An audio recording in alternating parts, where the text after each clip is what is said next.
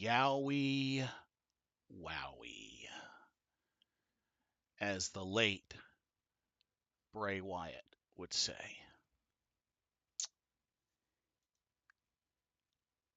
Yowie, wowie. Only this time, not in a great way.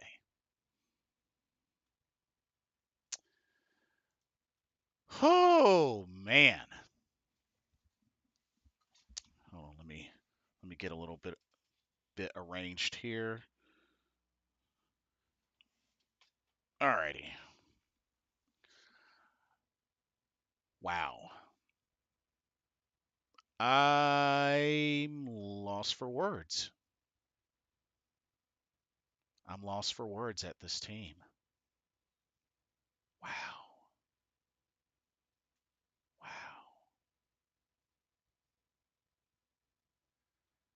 And just like that,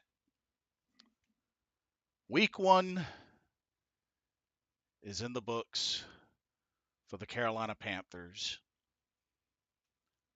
losing another season opener, this time to the division rival New Orleans Saints by a abysmal final score of 47-10.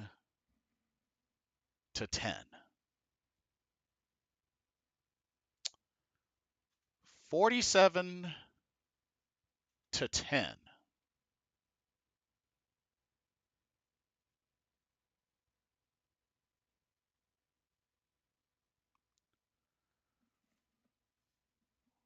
Wow.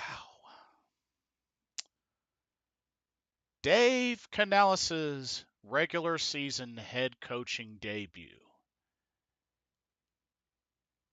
47-10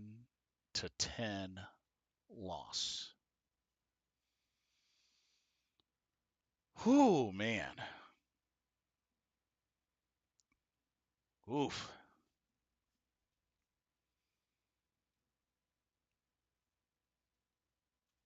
The Saints score 30 points in the first half and then score another 17 in the second half.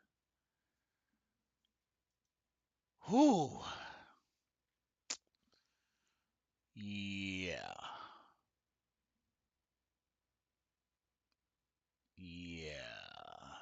This is bad.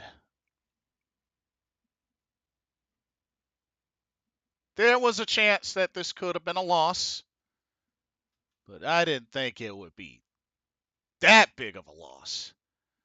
Goodness gracious. That is not how you want to open up a season. You know, for Dave Canales, whew, that is not how you want to open up your regular season head coaching debut. Nah, that's not a good start. Mm-mm. Nope, it's not a good start. So much went wrong in this game. Offense sucked. Defense sucked. Special teams, meh. But, whew, this was bad upon bad upon bad. So much went wrong this game. Anyway, gonna invite folks in to the Zoom, see what's up, let folks vent.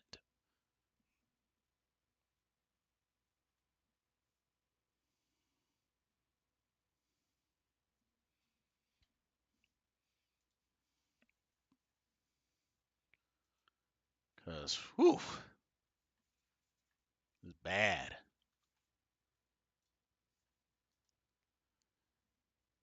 Oh, man.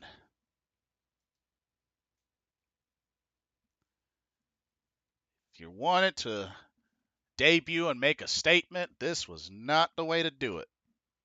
This was definitely not the way to do it.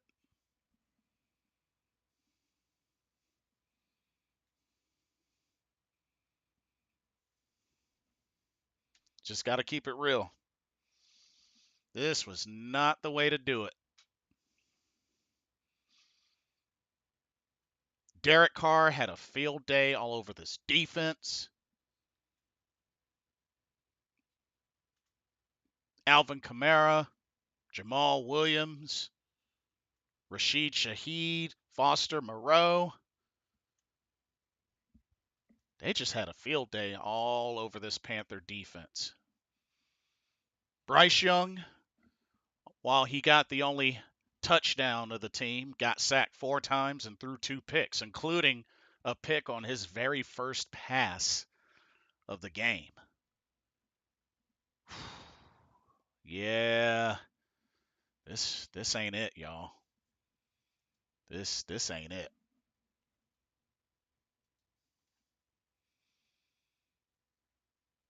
Whew.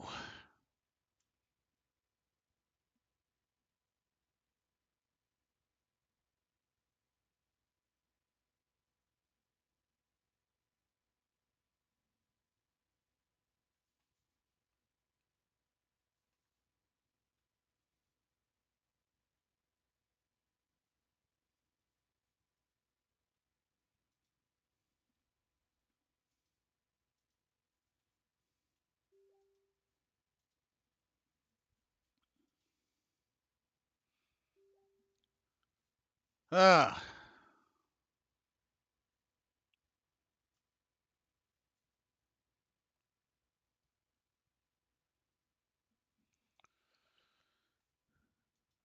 But yeah, final stats. Bryce Young, 13 of 30, 161 yards, 2 picks, sacked 4 times.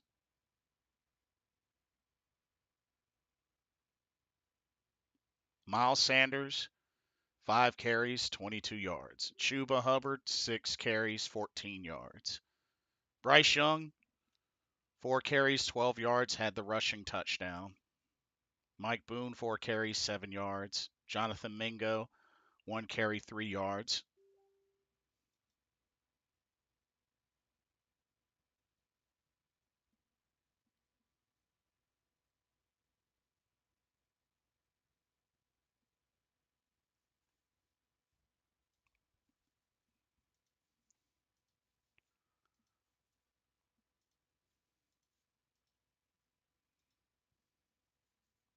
But yeah.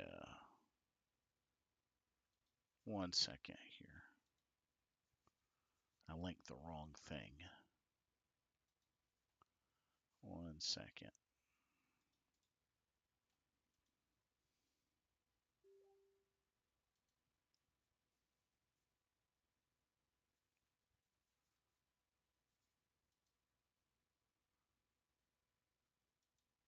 Okay, sorry about that.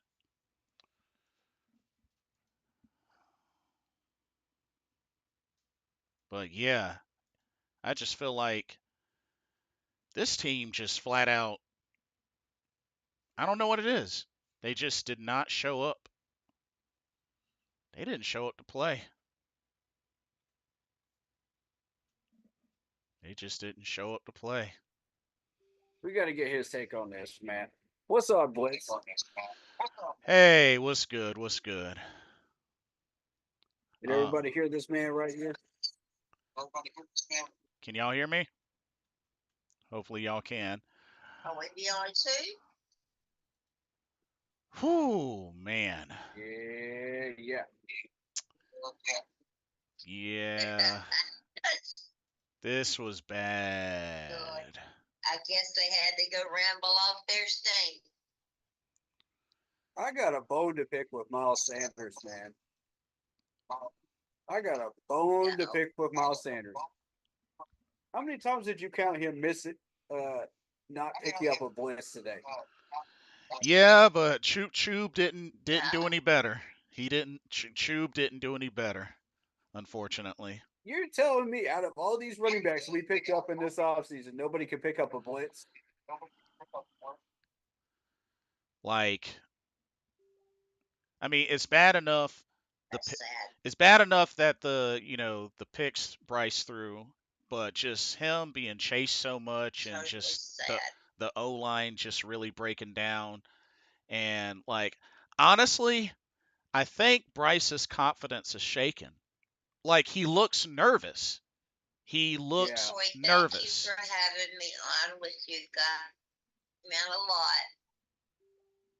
Yeah, absolutely, Carol. Like, uh, With you guys next week. yep, Sounds good. We'll be here. yep. I sit here with nothing but just the paintings and arts and stuff that I did for a while.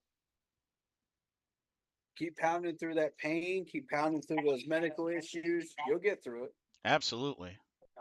Ooh, that pain. You're gonna get there. Um, You got the entire Keep Pounding community behind you. We're praying for you. We love you. Thank you so much. I appreciate the prayers and the love that you guys have sent me. Put some It hearts has in chat, helped me man. so much. Absolutely. Put some hearts in chat for And I Carol, love you guys co-founder back. of the Keep Pounding YouTube channel and the Keep Pounding Facebook page. I wouldn't have half the success if it wasn't for her. Much love, much love. Yeah, Yeah, for I'll sure. keep pounding for you, that's for sure. Oh yeah, we'll get you in on some I've been, live streams. You know. like Mike said, I have come a long way to what I was. There you go. There you go. I got out of that hospital bed and I got out of these nursing homes and I'm fixing to get out of this whatchamacallit place. Yeah, you got all the love and support. I'm fixing to leave it and I'll be in my house. Your boy DT3 with the heart. Let's go, man. That's what I like. Bring that positive energy up in here. Even with this loss, bring that positive energy up in here. Show that love. Yep. Because you know what we got to do through all this? We got to keep pounding through it. That's what it is. Keep pounding. You Indeed. guys, and you take care. Alrighty. Alrighty, you too. Thank you for coming in. And I'll talk with you next week. Mm-hmm. Sounds good. Sounds Bye, great. Gertie.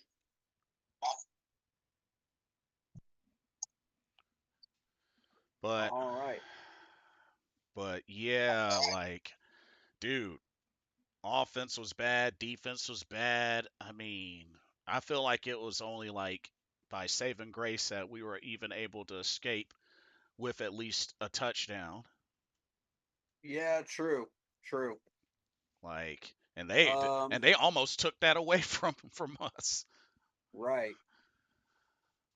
Uh, And I feel like that was a garbage time touchdown too. I feel like they gave that one to us. well, Because if they were really trying, we may not have gotten it. yeah, I mean, it was definitely close. Definitely It took hell close. and high water to get that touchdown too. I'm telling you. Yeah, I mean, you could almost probably say the same thing about when we got the field goal, but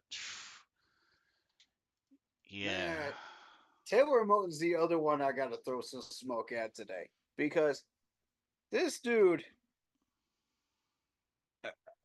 There was one particular play where this dude was just like standing around after missing his block and let go of his block. Nobody to block at all, just standing there. And Bryce Young is just like, okay, I got to run this. I got to do something with this ball. So he runs over towards the left side, where Taylor Moton was, and bumps into Taylor Moton and falls down to the ground Yeah. because Taylor Moton would not move his 300-pound gorilla butt out of the way.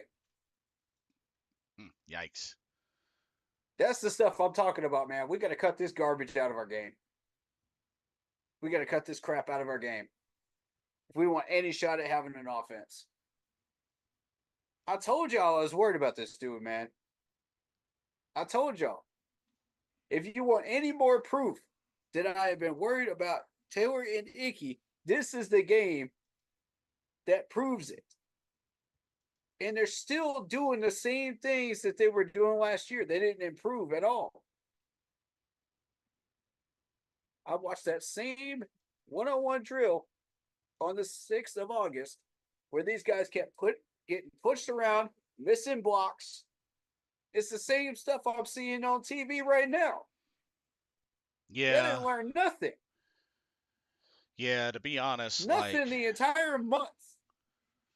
to be honest, That irritates me. it's gonna be a really bad sight with the amount of money that they spent to upgrade the O line and we didn't move the needle. Like there's that, and then just like We spent $100 million on Gabe Jackson alone. Alone.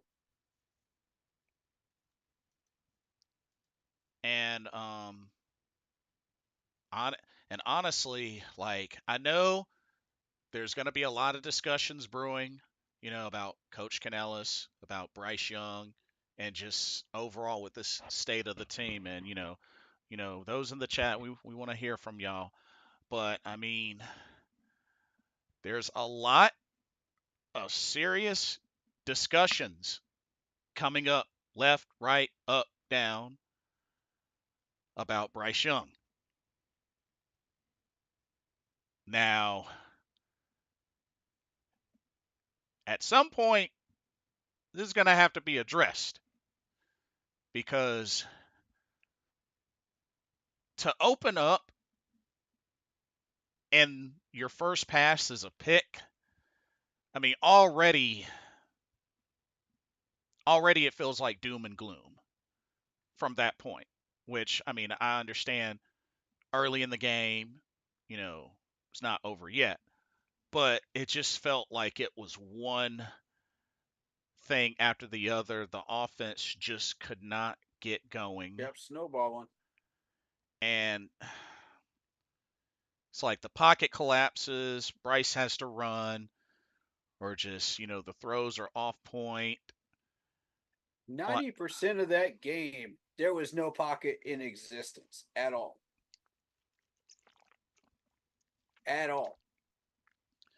Yeah, he definitely had to duck, dodge, and run quite a bit throughout the game.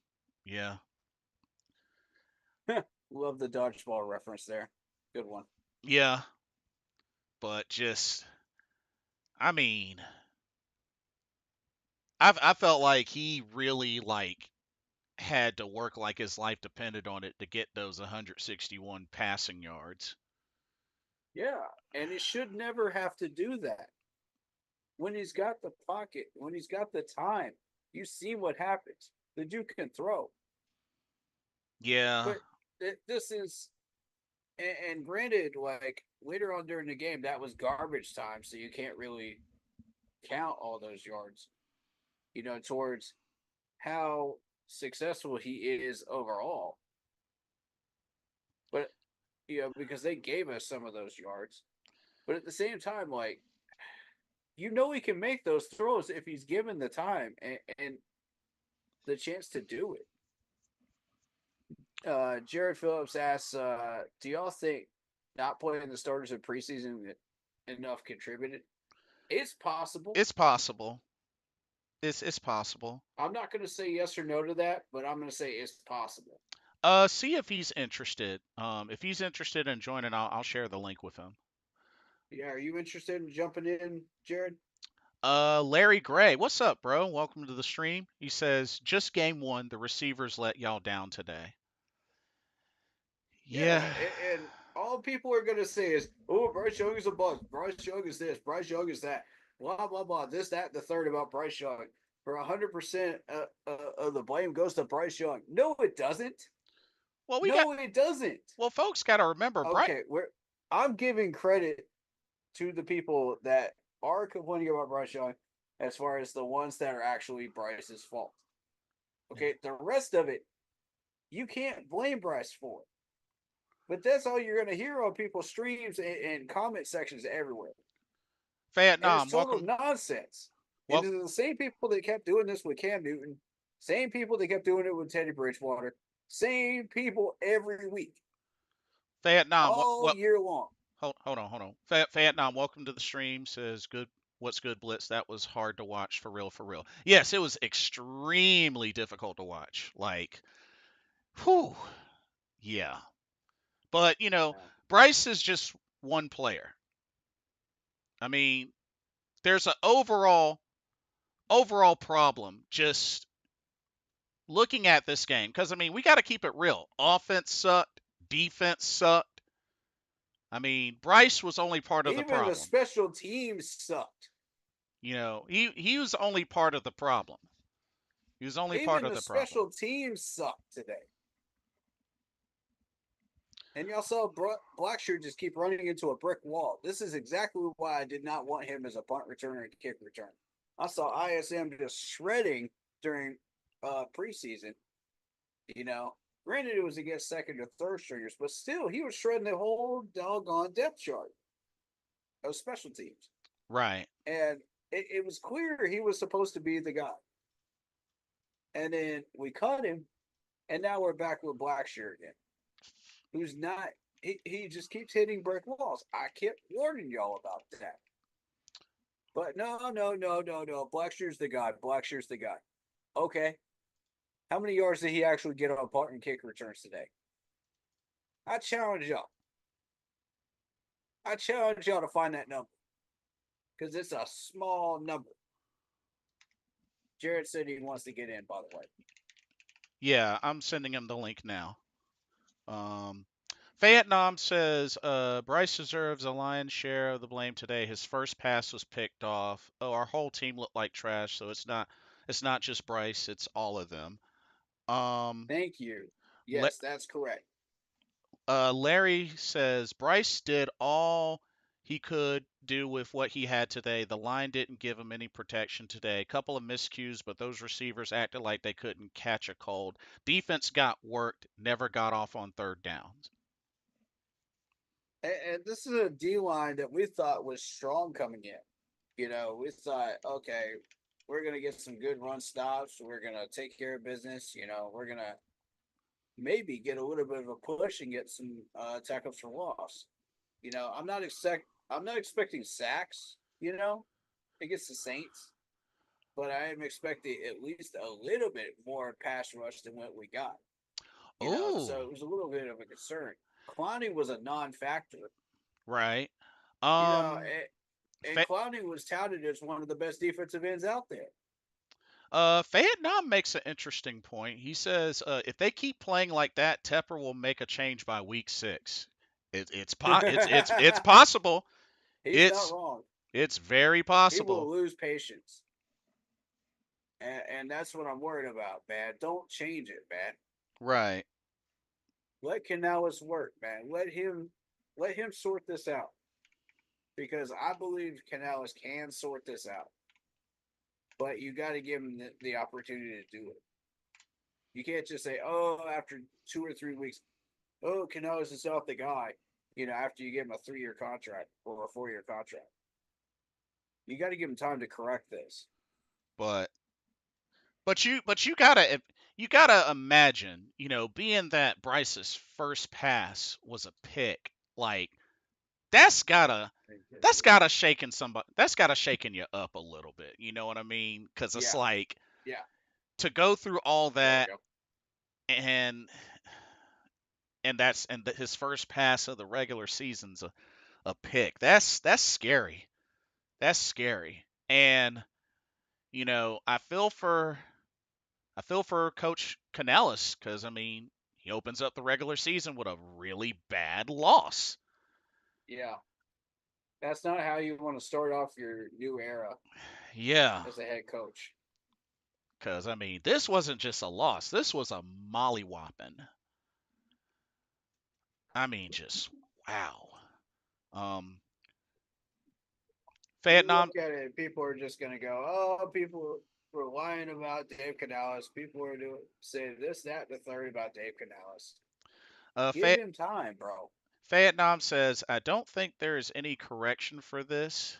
I think there is, but to like what detail probably is like a lot. I think it is though. Just yeah, yeah. It's hard to explain Vietnam. It's hard to explain. That's all I can say. That's all Yeah, I can say. agreed. Uh, Welcome on in, Jared. hey Hey guys, Jared. what's up? I didn't want to interrupt your speech there, so I had to just stay quiet for a sec. Nah, you're good. You're good. Pedro Castro, welcome to the stream. He says it's gonna be a long season, champ. Yeah, Yeah, might be yeah, looking that way. But we come to expect that being Panther fans. that's fair. Yeah, that much is true. Your boy So DT3 says, "Well, I'm going to be at the next game for my birthday. Hopefully, we'll get this all fixed by then." I don't know. We might get part of it fixed, but I'm not saying that we're going to get all of it fixed. There ain't no way. so Vietnam, are you pretty much so Vietnam? Have you made the decision that you're pretty much done with Bryce? Yeah, that's what I'm thinking. Because he came in, to my chat and said the same stuff. Um, And you Super. notice it's always the people that flood our chats whenever we're losing big, and then whenever we're winning, nobody comes into our chat except for a few positive people. Super Trebo, welcome to the stream. He says, I hate to say this, but it might be a long season again.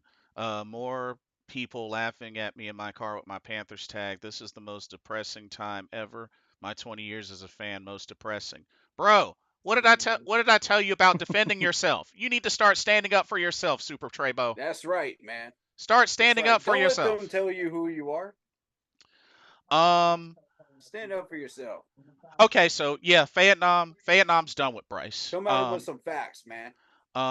Vietnam wants a bigger, stronger. He says need another quarterback, plain and simple.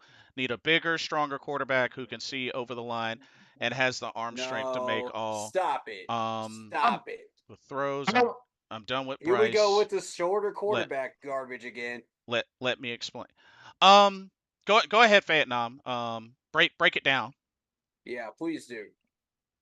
so my response to that is first off, there's no way whatsoever to tiptoe around the fact that Bryce did not play well. Right. The few times he had time to throw, and there were some wide open receivers that he completely missed. So like he had a bad game, and That's fair. there's no amount of defending that can take that away. But my challenge to what whoever you're referring to is he's almost like he's insinuating that if somebody else was playing quarterback today, we wouldn't have had that issue. And I completely disagree with that. I'm with you, Jared. I'm so tired of this. Oh, our quarterback is too short argument. Like, it's starting to really piss me off, man. Like, So are y'all done with this? Like, it's been 2 years, and like, my argument again is Russell Wilson, Right. Super Bowl champion. That didn't hinder him. Almost 2 times Super Bowl champion, but that was not his fault that he didn't get that second ring. so um That was the coach's decision. So Pedro says, in my opinion, David Tepper's to blame, which I could totally understand that. I Mhm. I can agree with that. Um, so Fan Nam says I gave Bryce 100% of my support last year, and then today happened. I'm done. Absolutely, I think Andy Dalton would have done better today, in my opinion. Okay, Andy Dalton was trash in preseason for both years and training camp. so And Come Andy on. Dalton Andy Dalton may have had slightly better stats. I'll give it that. You True. might not Right. have seen. You might have seen a few more completions. You might have seen Right. maybe a tiny bit better organization, but I don't think it would have made a difference in the game. No, not at all. So I'll say this in response to Vietnam. So two things, Vietnam, because I get where you're coming from, Vietnam. Two things. Number one, even if the Panthers didn't pick Bryce Young, somebody was going to. I mean, after all, the dude won a Heisman Trophy. He Like, was the projected #1 pick. There's no.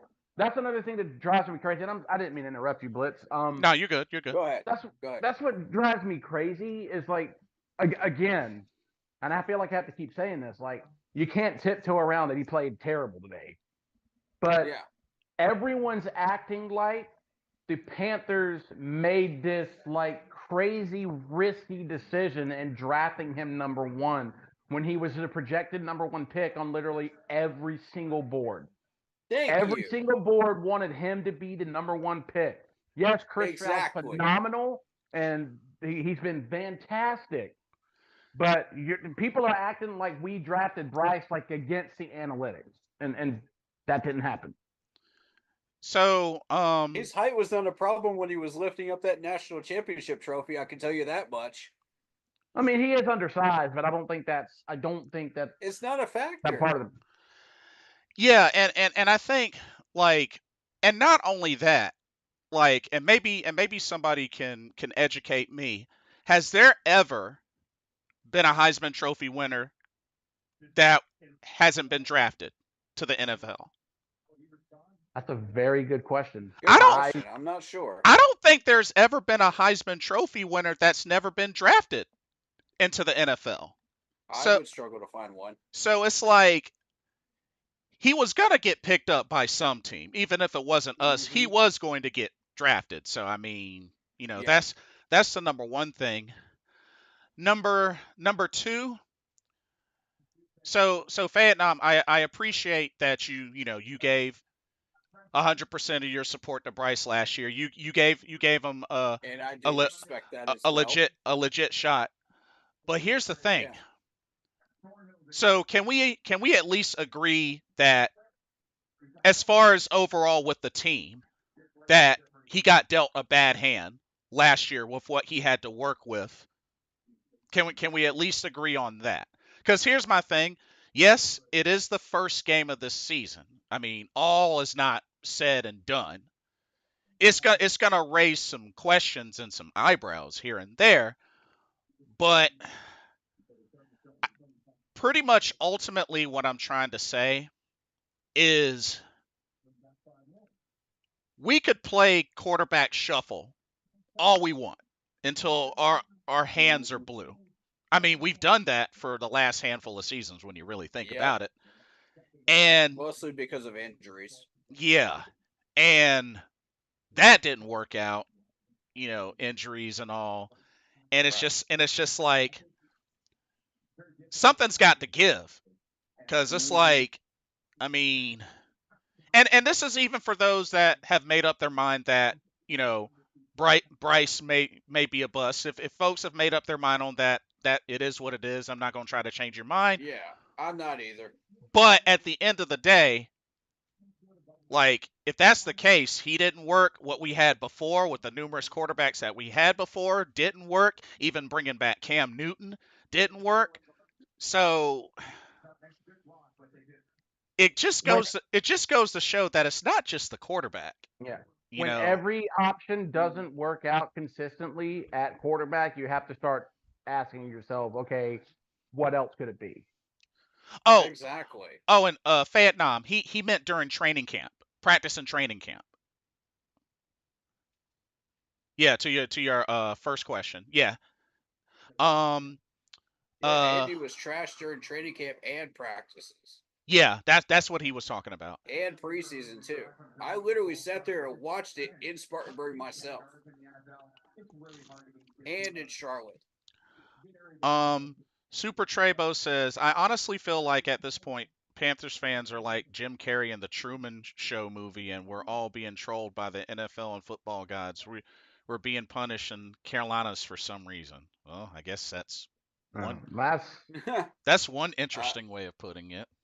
I can't disagree with that at this point. Um, Final Boss, welcome to the stream, says, what fans are pissed at because we had to trade up and DJ for him? That's why it hurts so much. I mean, it was a risk, but at the same time, Final Boss, you have to also remember what was one thing that a lot of fans really wanted and complained about?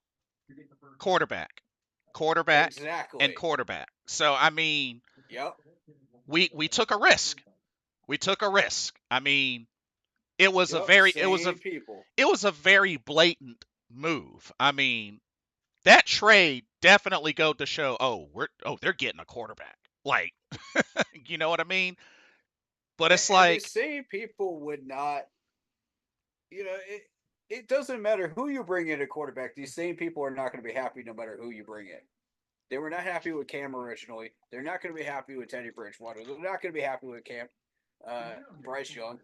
So what's the point here, man? yeah. And Vietnam, that's fair. That's fair. You know, not gonna give him a pass or any excuses. That's fair. That's fair. I can give you that.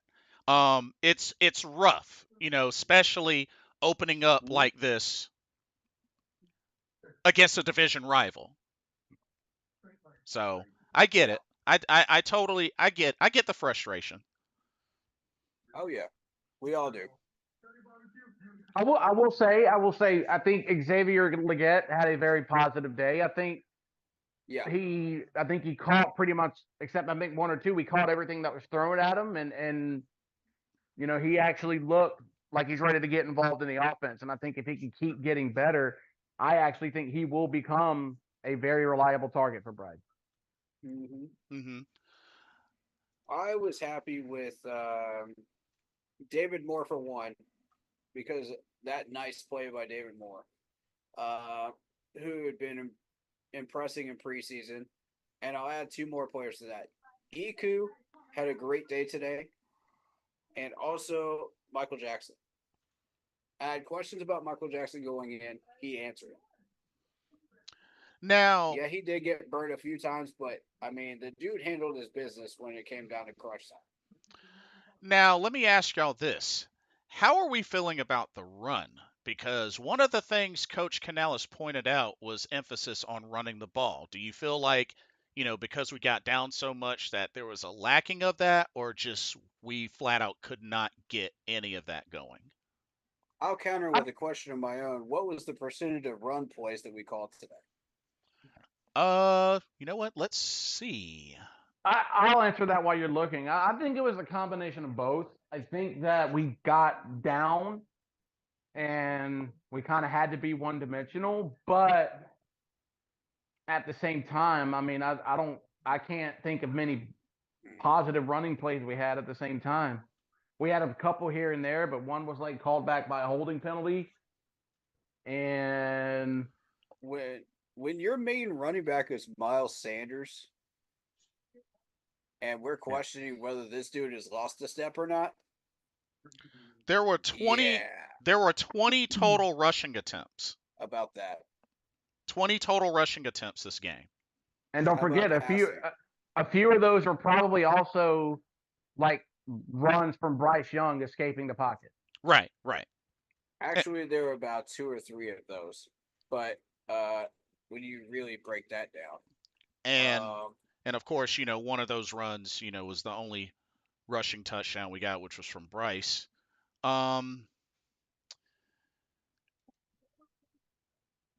And let's see. And as Vietnam pointed out, I mean, yeah, Caleb Williams gets on the board with his first win. You know, kudos to the Bears. Yeah, but again, I don't want to keep beating the same horse, but the situation in Chicago is completely different than the situation here. They've got Keenan Allen, they've got DeAndre Swift, they've got DJ Moore, they've got Cole Kmet, They've got weapon after weapon and a very solid team around them. So again, all credit to Caleb Williams for getting the first win. But like again, we can't act like Bryce is in the same situation and just didn't deliver. Yeah, that's a fair point. Um, Don't care about that. let me see. Vietnam says, wait. Yeah, okay. Iku couldn't hold the edge. They ran the ball down our throats. We just fell behind and couldn't run the ball like that. Our running backs didn't look good either. Huh? Fair. Iku did just fine up the middle. When he was forced to make a play up the middle, yeah, he stood his ground and made his plays. Uh, And he even got a couple of tackles for loss too. Super Treybo says, as bad as Bryce played, after seeing today's game and the defense, I think Bryce is one of the last things to worry about after we saw today's pathetic defense. Most points given up since 2019. Offensive Yeah, struggles that definitely D-line. are ignoring that a bit. I mean, you know, I guess being a Gamecock fan, it makes it more painful for me to say this. Like, did we even hear Jadeveon Clowney's name? No, we didn't.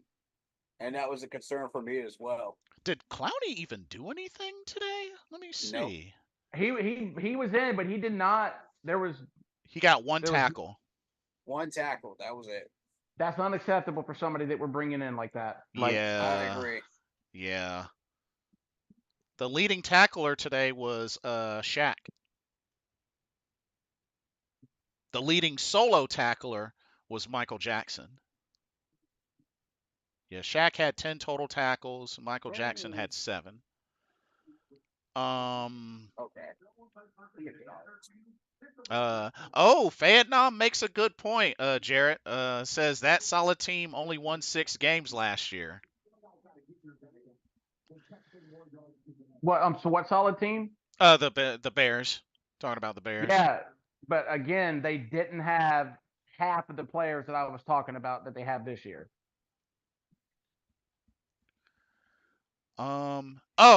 And another thing I got to point out. It kind of says something about the struggles of the O-line as well. When the defense on the Saints, the leading player with 3 sacks, is a cornerback. Yeah, that's not good. That's not good. Alante, And we let knew me the pass rush was a problem going in, though.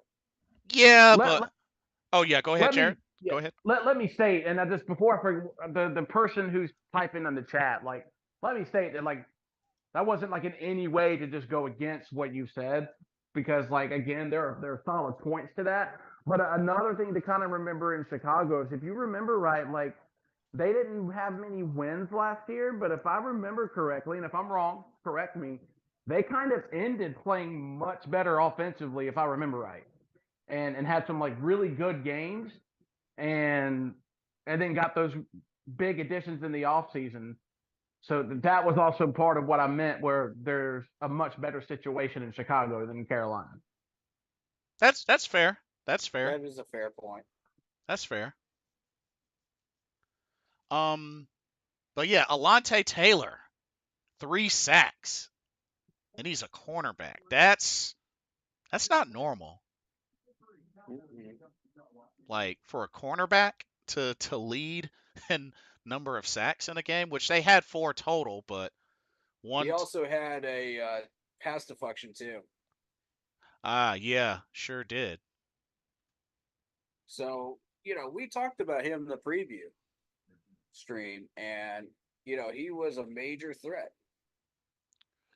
Yeah. So it's not like we didn't know about him, but allowing him to just take over a game like that on defense is just not acceptable. Yeah. Now, I And could understand if it was Tyrann Mathieu or Marshawn Lattimore back there, but you can't allow Alante Taylor to just take over a game like that. You got to check it. yeah. And we didn't do it. Vietnam says, well, Vietnam stresses that the fact that how badly like it affected us as far as picks, which I get that, but at the same time, like one of the things that I tend to remind is, picks, we have them and whatnot, and even in having them, like each one made isn't guaranteed to be a hit. Right. Yeah. So that's the only thing I can say. That's the only thing I That's can correct. say.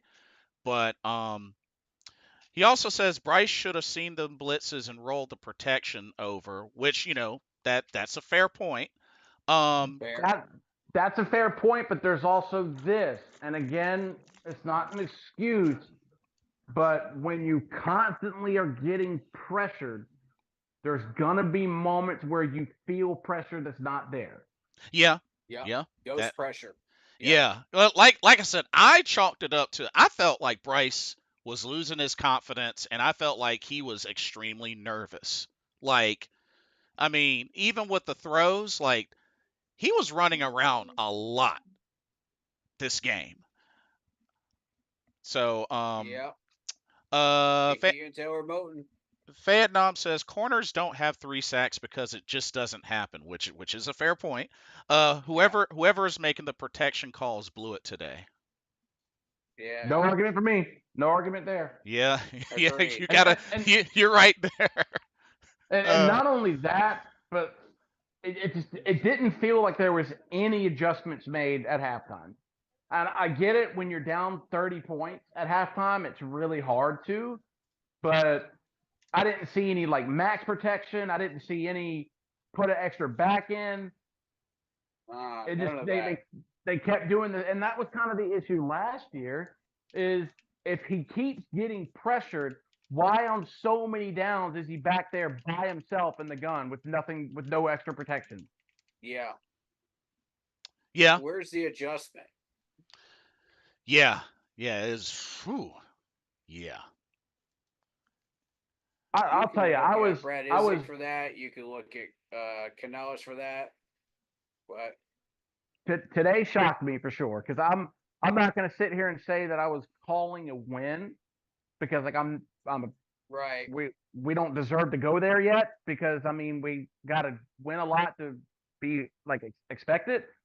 Right. But I truly thought that you were going to see a competitive game today. I thought Yeah, you were going to me see the too. growth right. that I kind of started seeing in the preseason, and I was like, I thought the defense was going to get pressure. I thought we were going to force some turnovers, and I thought we were going to have a hard fought game. And then just J.C. Horn, again, it hurts to say it more now because he's a Gamecock, just lets the guy run right by him on a third down. Yeah, And then Bryce's And not first just throw. anybody. This was Raheed Shaheed. Rashid Yeah. Shaheed. Yeah, Yeah. You can't just let this guy disrespect you like that. right. Understand and respect his speed. That frustrated the heck out of me. Yeah, fair point. Like by the time he turned around, this dude was already 5 to 7 yards behind him. Yep. Yep. Just let him run right by him. And then the first throw by Bryce, you can get past that sometimes in maybe some college games. Yeah. And Right. that's not to say that it was over necessarily when that happened, but like Right. when you're playing against the competition in the NFL when like everybody is that good, Mhm. That's not a good start. you just can't come back from that. With a good team, let alone with a young team like ours. Right. Mhm. And you know what's scary, besides Bryce being scared, as Vietnam said. Bryce was scared today. I saw it in his eyes. His confidence is completely gone. Yeah, yeah. As far as when it happened, I don't know if it was after that first pick or after that, the first 2 sacks or what, but just yeah. But It just wasn't there anymore. this is what's really scary. Like, first downs. Saints had 22. We only had 11. And remember, a lot of those were probably toward the end of the game. Right. Yeah, when garbage major time. mop-up duty. Third down efficiency. You remember, y'all, this was something I stressed. We only converted 1 of 10. That's atrocious. That's horrendous. That's atrocious. 1 of 10. Saints 7-13. Good Lord. Seven. Defense is staying on the field. Offense is not getting staying on the field. That's just really what it boils down to. You want to talk about non-winning football, right there. Yep. And the crazy thing is, we had the same number of passing first downs that the Saints did with 7, but we only had 2 rushing touchdowns. They had 13 rushing first downs. Whew. We allowed Kamara to just have fun with us And the just do whatever he wanted to do. and even crazy, the Saints got penalized more than us. We had 6. They had 10. There were some garbage penalties in there too. I'm glad you brought that up because there were some garbage calls today.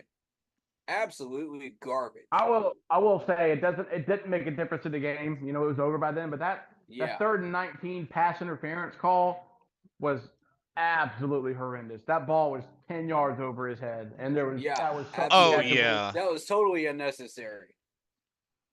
Yeah, like If Oh. they didn't reverse that call, and have like a media booth review on that touchdown that we got, if I was a head coach, I would have challenged that immediately. Right. Oh, like apparently Vietnam was just saying, JC thought he had help over the top at safety. It was a blown coverage, and he says, put a check out the press conference. I think I think he's talking about Bryce. Looks like he's ready to quit. Oh, the demeanor of Bryce Young at the press conference. Yeah. Apparently he's not looking too good. Ugh. Oof. That's probably very true, but I mean, yeah. I also, and again, I'm going to have to keep repeating myself, and I know that doesn't really bode well for me sometimes, that what quarterback would look good after just getting demolished like that in a press conference? I don't think anybody would be happy. Yeah. And you know what else is sad? Derek Carr is still undefeated against the Carolina Panthers. Yeah. And if you really look at what you said about J.C. Horn and expecting help over the top, people are going to spin that as an excuse. You know they will. So but you still got to run with them. You can't just you still just can't let them run right by you. Exactly. And that's where people are going to start using that as an excuse, like, oh, there's help up top. No, there isn't. You got to do your job. Yeah. Let's see. And that's the thing also in the NFL. One of the biggest differences in the NFL and college, there's many obviously, is, in college, you can get away with being able to cover zones because that's mostly what they run. But in the NFL, if you want to be a good corner, you got to be able to cover one-on-one. Mm-hmm. Consistently. Vietnam says, Tom Brady was always professional, win or lose. I can name others if you wish. That was for Jared. Don't even start. That was for okay. That was for Jared. You know that's a trigger talking point for me. What are you talking about professional? I'm not We're even talking go about there. We're talking about how he looks like defeated in his demeanor. Like, what does that have to do with professionalism? I guess. What does this have to do with Tom Brady in general? Like, I don't even want to hear about Tom Brady right now. I guess it's the whole thing of I guess maintaining I guess your sense of sanity or whatnot during a press conference after a tough loss or this, that, and the other. And honestly, Vietnam, if you ask me, I think that's tough. I think that's difficult, bro, because it's like, even looking back to like when you lose in the big dance, in the big game, it's like, for me, I'll speak for me. it would be hard for me to just be like all smiles and professional, and like in the back of my mind, I'm like not trying to like, ugh, you know what I mean? You Yeah. know what I mean? Yeah. Because it's like you get so far and you lose the big one, or you really get, so close to making a Yeah. comeback. Emotion's part of the game. It's it's And I You're guess gonna feel a certain type of way. it's tough. It's and tough. I guess my question also is like, is he avoiding questions? Is he like not answering? Is he doing what a Cam Newton sometimes used to do and getting like sent over reporters? If that's the case, I'll agree with you. That's not Yeah. professional. But like if he's upset that he got beat that bad and is like down on himself or a low demeanor, like I don't equate that to lack of professionalism. Um, and like I said, like it's hard to say, I guess.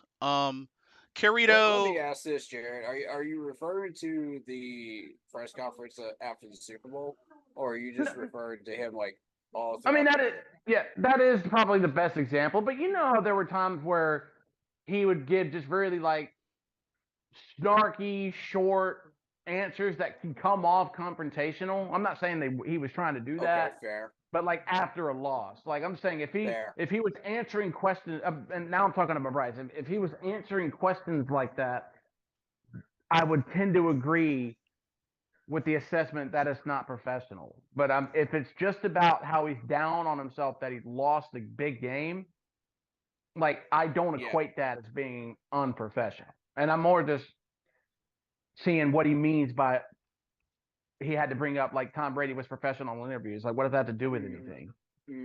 exactly.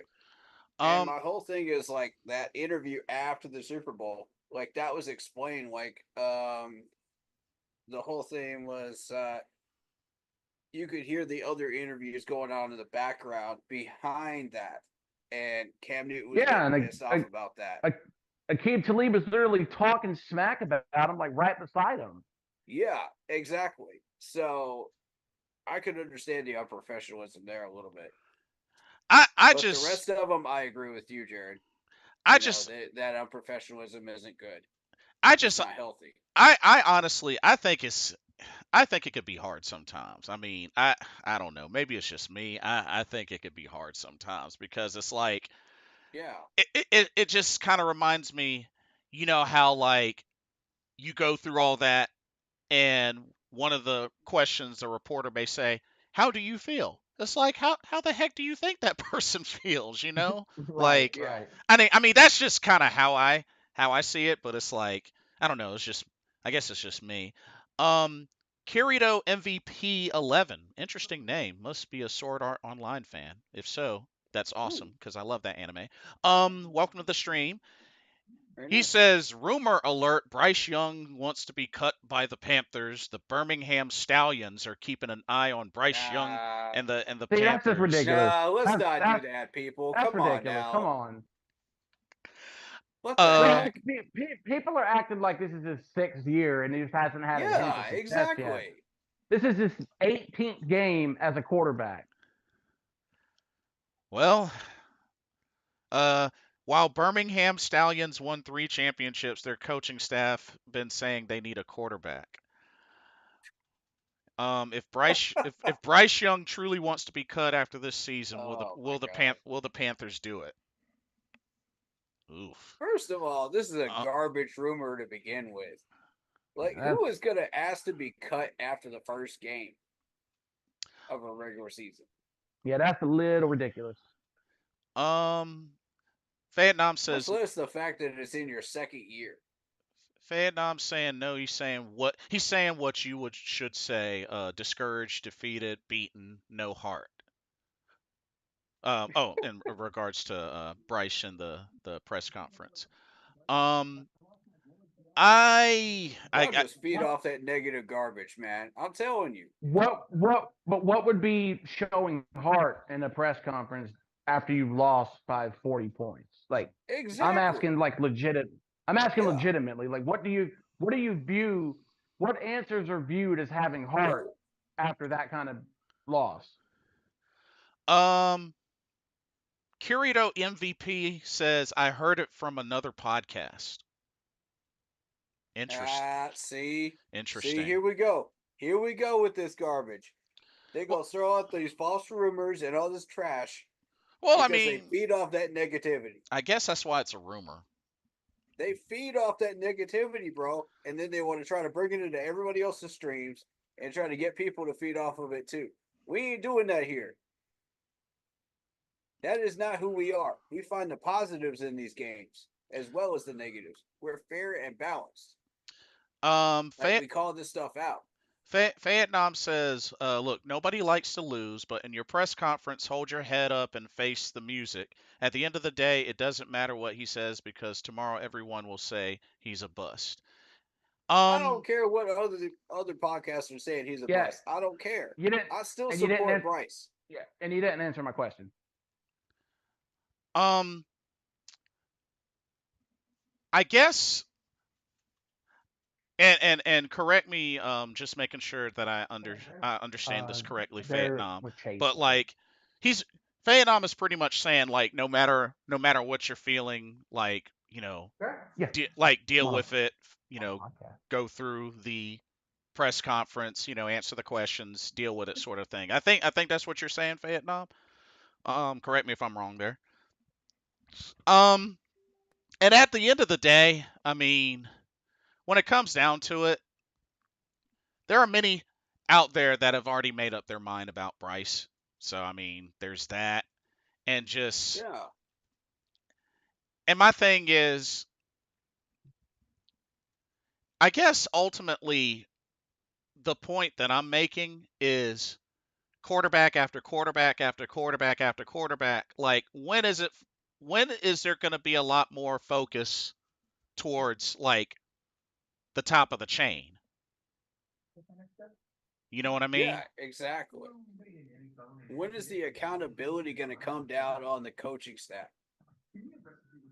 I still say it's the ownership. Accountability going to come down on the offensive line? All these people, they keep hating on Bryce Young, you know, 100% of the time, you know, and it's just, yes, we're acknowledging the fact that Bryce did make mistakes, and yes, those were his mistakes. But these people want to bash Bryce and say, oh, he's a bust, 100% of the time. Not every bit of what he is a bust, okay? Y'all need to stop this. Y'all need to stop bringing this from other people's chats and other people's streams because these people feed off of negativity. They feed off that darkness, guys. Y'all got to stop this. Carito says, my personal opinion, I do think Bryce Young will be traded if they get a number 1 pick again to get another quarterback because here's another one. Hold on. Let me finish it. It says because the owner is not the brightest in the bunch. Okay. That has nothing to do with the owner. All right. How Bryce performs on the field is how Bryce performs. Yeah, we did pay money to Bryce Young. But that point, though, is I'm not necessarily saying I agree with it, but that is a valid point. Because who knows who's going to be available in the next couple of years, and like I could see that happening.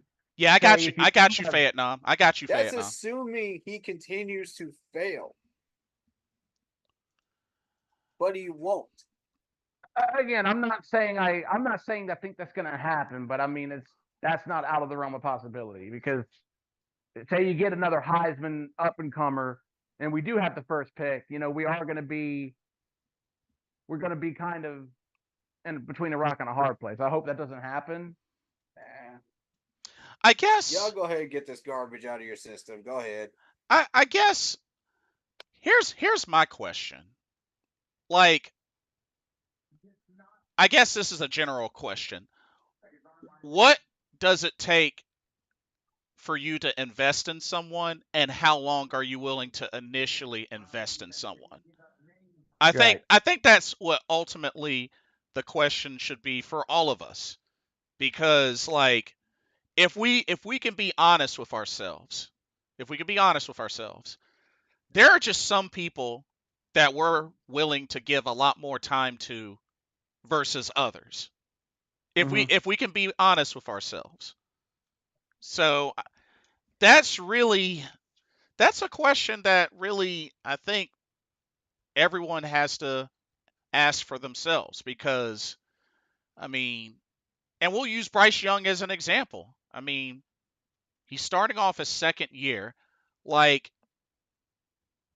how much longer are you willing to give him? Or how much in the beginning were you willing to give him? Because here's the thing, at any point in time, anybody can have a change of heart. But that can also come at the cost of going against what you may have originally said or thought. Yeah. So, I mean, if folks are willing to accept that, that's fine. That's great. But just something to keep in mind. Just something to keep in mind because if we're honest with ourselves and we look back on a lot of different players, coaches, there were some that we were willing to give a lot more time and investment versus others. And Yeah. they weren't always the best decisions. They weren't always the best decisions. Now, And to dig a little bit deeper on that, like, isn't also part of investing, like, building around too, and like giving that person like a foundation to be successful off of. mhm. Yeah.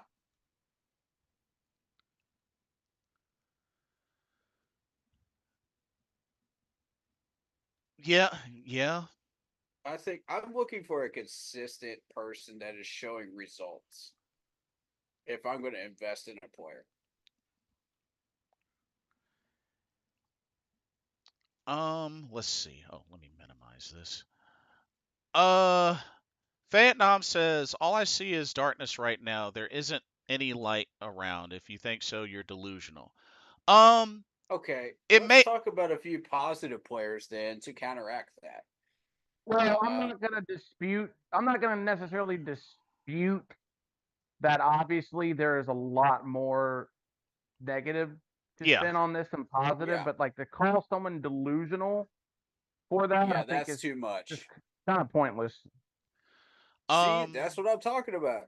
These people feed off that stuff, man. oh, and by the way, Kirito is a Bryce Young fan. Roll Tide roll. Um, He also says, if I was the Panthers, I set Bryce Young down and help him get his confidence back slowly, bring in a good veteran quarterback to help as well, and that quarterback is starter, build the O line first, then wide receiver, and last Okay, running back. I always believe you draft full team first before you draft your quarterback. okay. Let me ask I you don't this: disagree with that. what veteran quarterback are you referring to? Because the veteran quarterback that we have right now is trash. He's at the tail end of his career. So Car- who are you going to spend money on to bring in here? Because nobody is out there anymore. Car- You got maybe Tannehill, Kirito, do you have a name, perhaps? but if you're talking about Andy Dalton, then no. That's a hard no.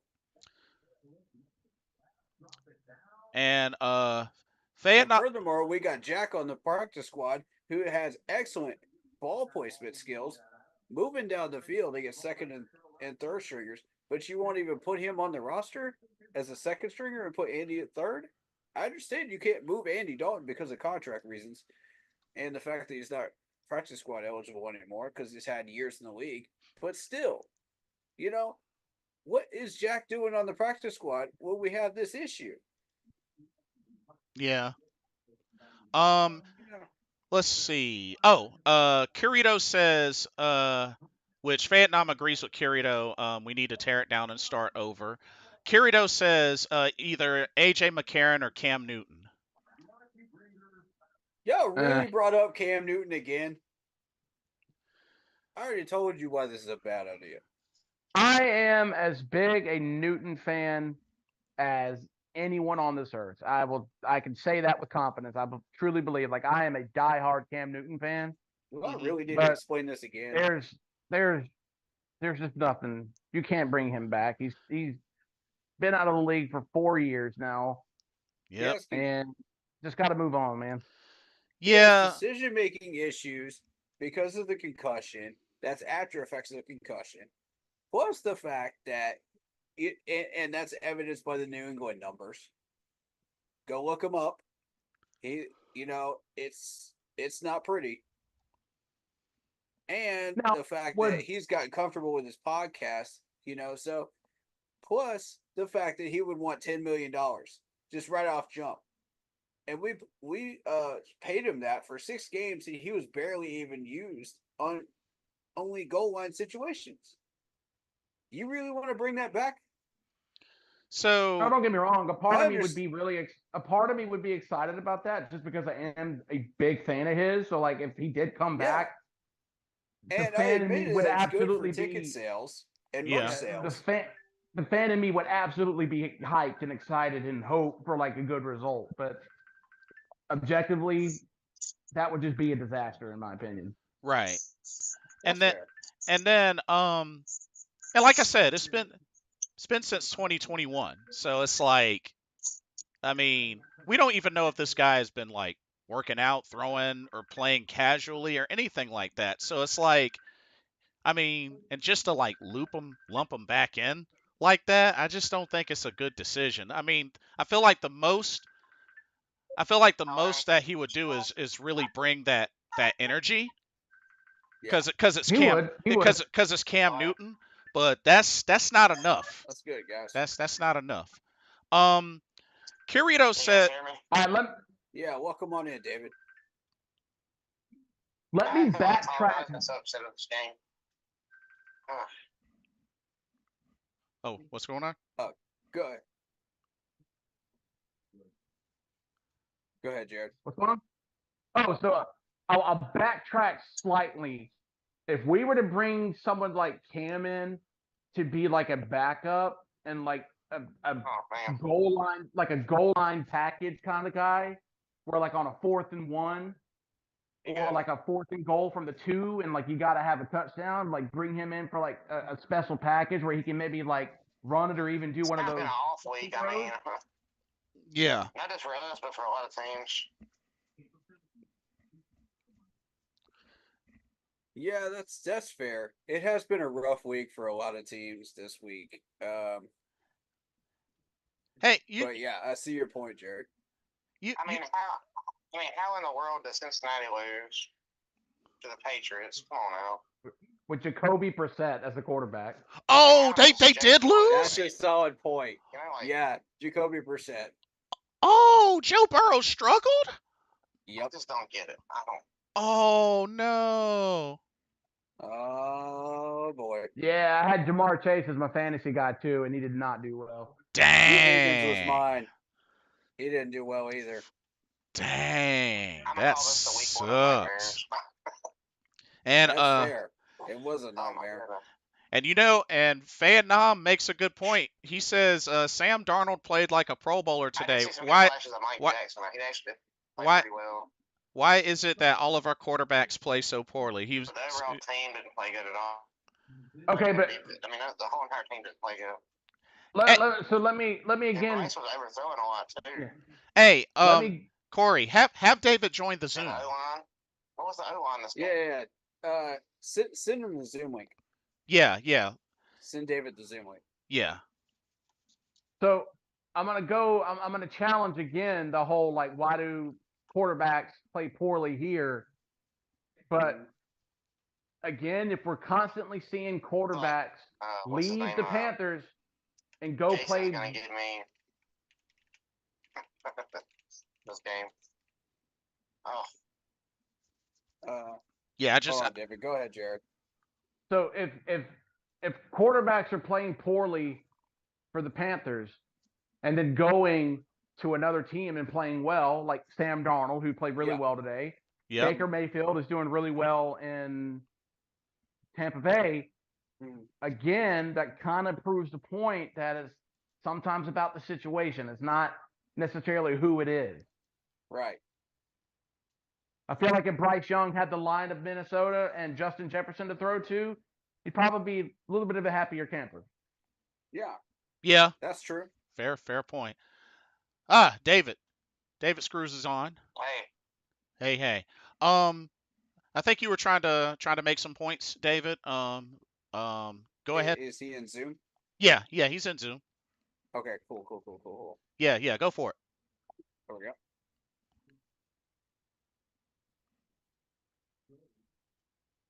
Yeah. I think you're muted. Oh, you're in? All right, there we go. Go for it. I just don't understand what happened this game. Really. Shoot, we're all trying to figure that out. Yeah. There was a lot of things that went on this game, But and it was mostly just lack of execution, just doing dumb things. It's, Bryce Young just jumping around like Tigger back there with his footwork. It's the offensive line not doing what they're supposed to be doing. It's Miles Sanders not picking up blitzes. It's everybody just not understanding their assignments. It's a lot of communication issues. All of those are very true, but just when it comes to winning in NFL, it can just be much more simple. yeah. You can't run the ball, can't stop the run, you don't win in the NFL. Yeah. That's true. David, what you got? Yeah. What you got? I don't think the offensive line protected very well this game, and I think, and even when they did protect well, I think Bryce was off. Down the field, he was off his targets. He was overthrowing receivers, and Yep. Mm-hmm. And that kind of goes back to what I said earlier about sometimes it's not necessarily when you're constantly getting pressured, Ghost pressure. even Yeah. when you're not getting pressured, you feel pressure and it makes you rush your throws. I think even his last pick is an example of that. He had time, he had a wide open guy, but he rushed the throw and it got picked. yeah. Some people will do well under that. Some people don't. Sam Darnold, before he was coached up by Canales down there in Tampa Bay, was a victim of that. He was horrible under that ghost pressure. And I believe Sam Darnold is doing really well today. Yeah, Darnold played really well. Mm-hmm. Yeah. So Kirito is asking us. He believes AJ McCarron is like the best answer for teacher. What do y'all think of bringing in AJ McCarron as the veteran quarterback mentor? I think that would be a disaster. I agree. David? Well, let me rephrase. Not necessarily a disaster. I don't think it would be the right move. Yeah. So no to AJ McCarron. David, any thoughts on AJ McCarron?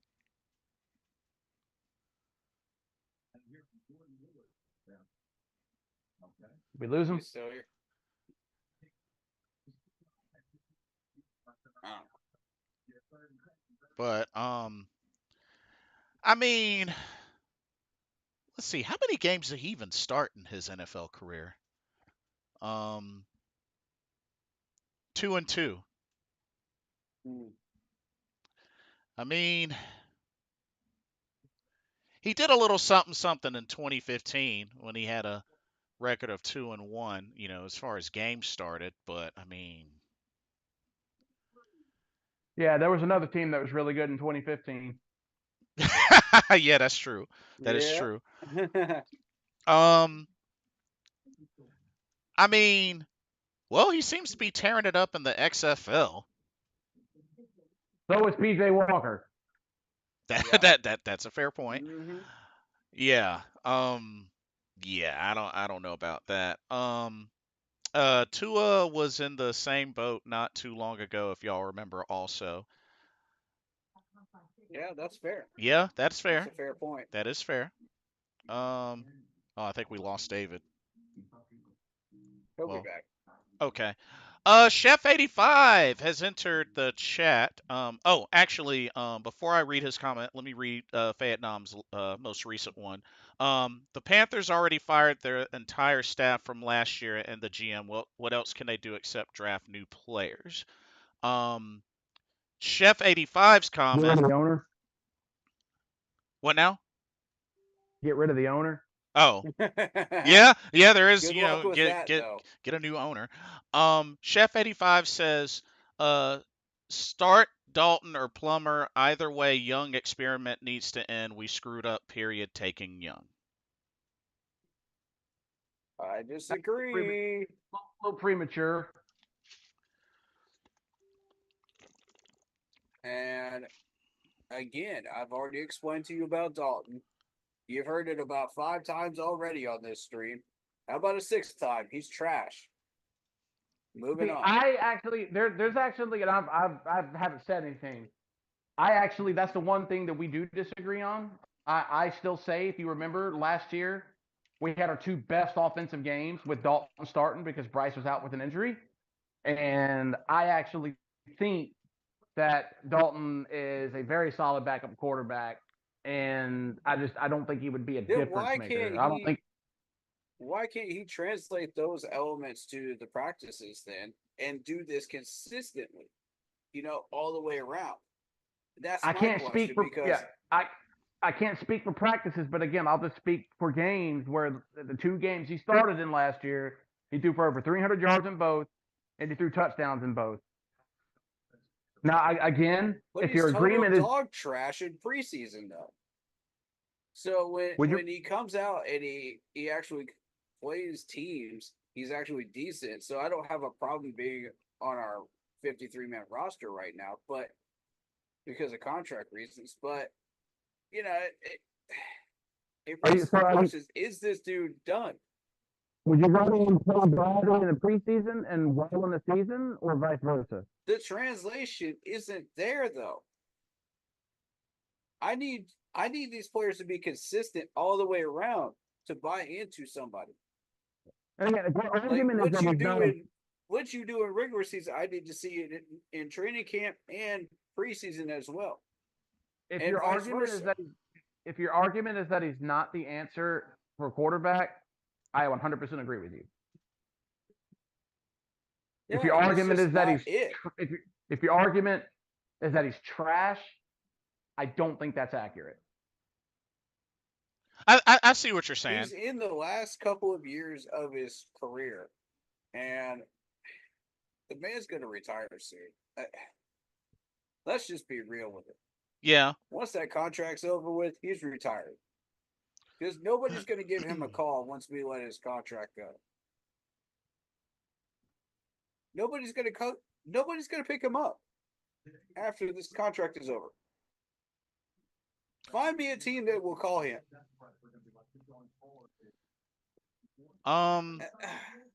Let's see. And we got Jack Plummer sitting on our practice squad. Since you brought up Jack, that man deserves to be our second string right now. Clearly, he deserves it. He earned it. He shredded the Bills through the second string, the third string, and the fourth string. Clearly, that's the sign of a good backup quarterback right there coming out of preseason. And he's consistent. That's what I'm looking for. He can translate that to the field. But Curito, you have to understand, Bryce is in his second year in the league. His second year in the league, bro. And you're talking about like just going to a different team and winning a Super Bowl. He's only in his second year. He's in his second year. We're jumping the gun a little bit, don't you think? Jumping the gun a little bit. Chef says Dalton is a mentor cashing a check. Some guys just don't mentor. Plummer at least can see over the line and puts throws in a decent window. Granted, against backups, but still. Here we go with the see over the line garbage. Come on, man. Leave that alone. His height is not the end all be all of a successful quarterback. Run Dalton into the ground, see what you have in Plummer, and if neither work, we can take Carson Beck. I want Plummer. Number 1 overall in 2025. Just wait. So who cares? Team sucks in a rebuild year 1 of 3. I want Plummer, man, because I see something in this dude, man. So you're for Plummer. I feel you. clearly he's earned that number 2 spot after what he did against the Bills in preseason. So if he could do that in preseason, and he had a successful number set against the Jets as well, let's put him in at number 2, and let's see if he can handle a real NFL regular season game. If Bryce Young can't get it done throughout the rest of the year, I'm in favor of that. But the problem is, you've got to have 3 quarterbacks in order to do that on the roster, and they refuse to put Jack on the 53.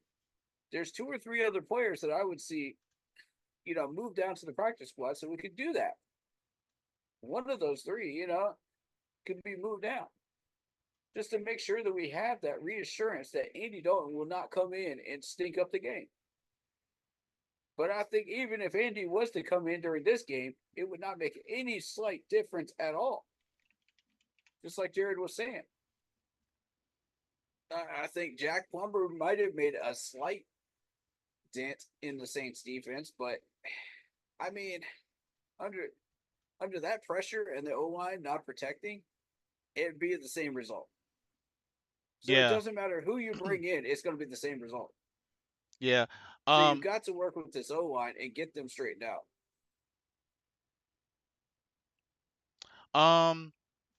Chef says, I was screaming for Plummer and caught so much hate for it. Every fan hated me for saying it. Glad someone agrees that he has something. My bad, Corey misunderstood the comment. All cool. All cool.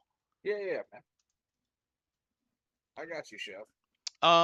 He also says, anyone want to discuss lifeless effort of the defense on the field the whole game or not? It was sad. Secondary could not even line up right. All in lifeless effort across the board. Yeah, it was. Yeah. He was completely undisciplined. Yeah. Yeah, that much is true. Kirito says Bryce Young has the same strengths and weaknesses as Tua, and look what Miami system is doing. So the blueprints is there. It's his second season. That's all I'll say. That's fair. It's his second season. And people are already screaming bust, bust, bust. They were doing the same thing last year in his first season before he even played an NFL game. They were saying the same stuff. How do you judge a quarterback that was drafted number 1, won the Heisman, won a national championship before he even plays an NFL game? And now y'all doing the same thing this year. Same people. All right, Fayette. Y'all screaming for an NFL quarterback. You get your NFL quarterback. Oh, we don't want that NFL quarterback. It's the same thing every time. It doesn't matter who we draft number 1. All right. It's going to be the same results. All right, Vietnam. I'll be in touch. It's going to be the same results every time. Watch. Y'all go around to all these other streams and watch. They feed off this crap. Oh. Y'all are not gonna like this. I got some bad news, y'all. What? I got some really bad news. What's up? So Bryce Young's passer rating after today,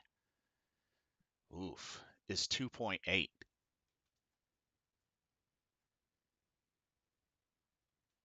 It's 32.8, guys. 32.8. I think he cut out. There you go. No, I said 2, like 2.8, like singular. No, it's 32.8. I'm looking at ESPN right now. Oh, is it a typo? Yeah, it's a typo. It's 32.8. 32.8. Oh, okay. Woo! I was about to say.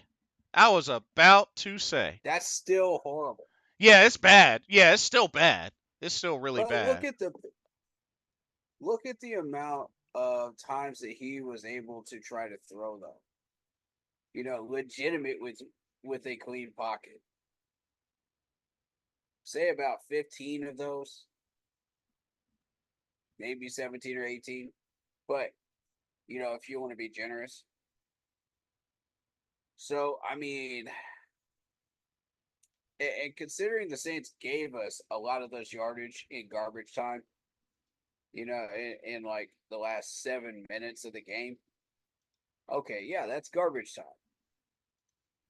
But the rest of the game, you're barely passing 120 yards Mm. when the Saints were actually trying. And half the problem was the offensive line, half the problem was Bryce Young. And we're not shying away from that. We're calling it what it is. You know, Um, but Chef 85 says penalties, a joke today. And lastly, what about this big Canales first run first offense? More lies. Anyone come out and throw right off the bat, and we never recovered. Now, uh, now the Saints did have more penalties. They did have more penalties. They had 10. Carolina had 6. So the Saints did have more penalties, but I mean, we did have some pretty bad penalties. and to be fair, half of those penalties were garbage penalties by the referees too. Yeah, That made no sense whatsoever. yeah. Horrible refing crew. Horrible. That's got to be top 10 worst refing crews I've ever seen. So take that into account and do with that whatever you will. But when you really look at the fact that Bryce Young had only half the time to be able to get this done that he should have had, I don't want to hear, "Oh, Bryce Young is a bust. Bryce Young is a bust. Bryce Young is a bust."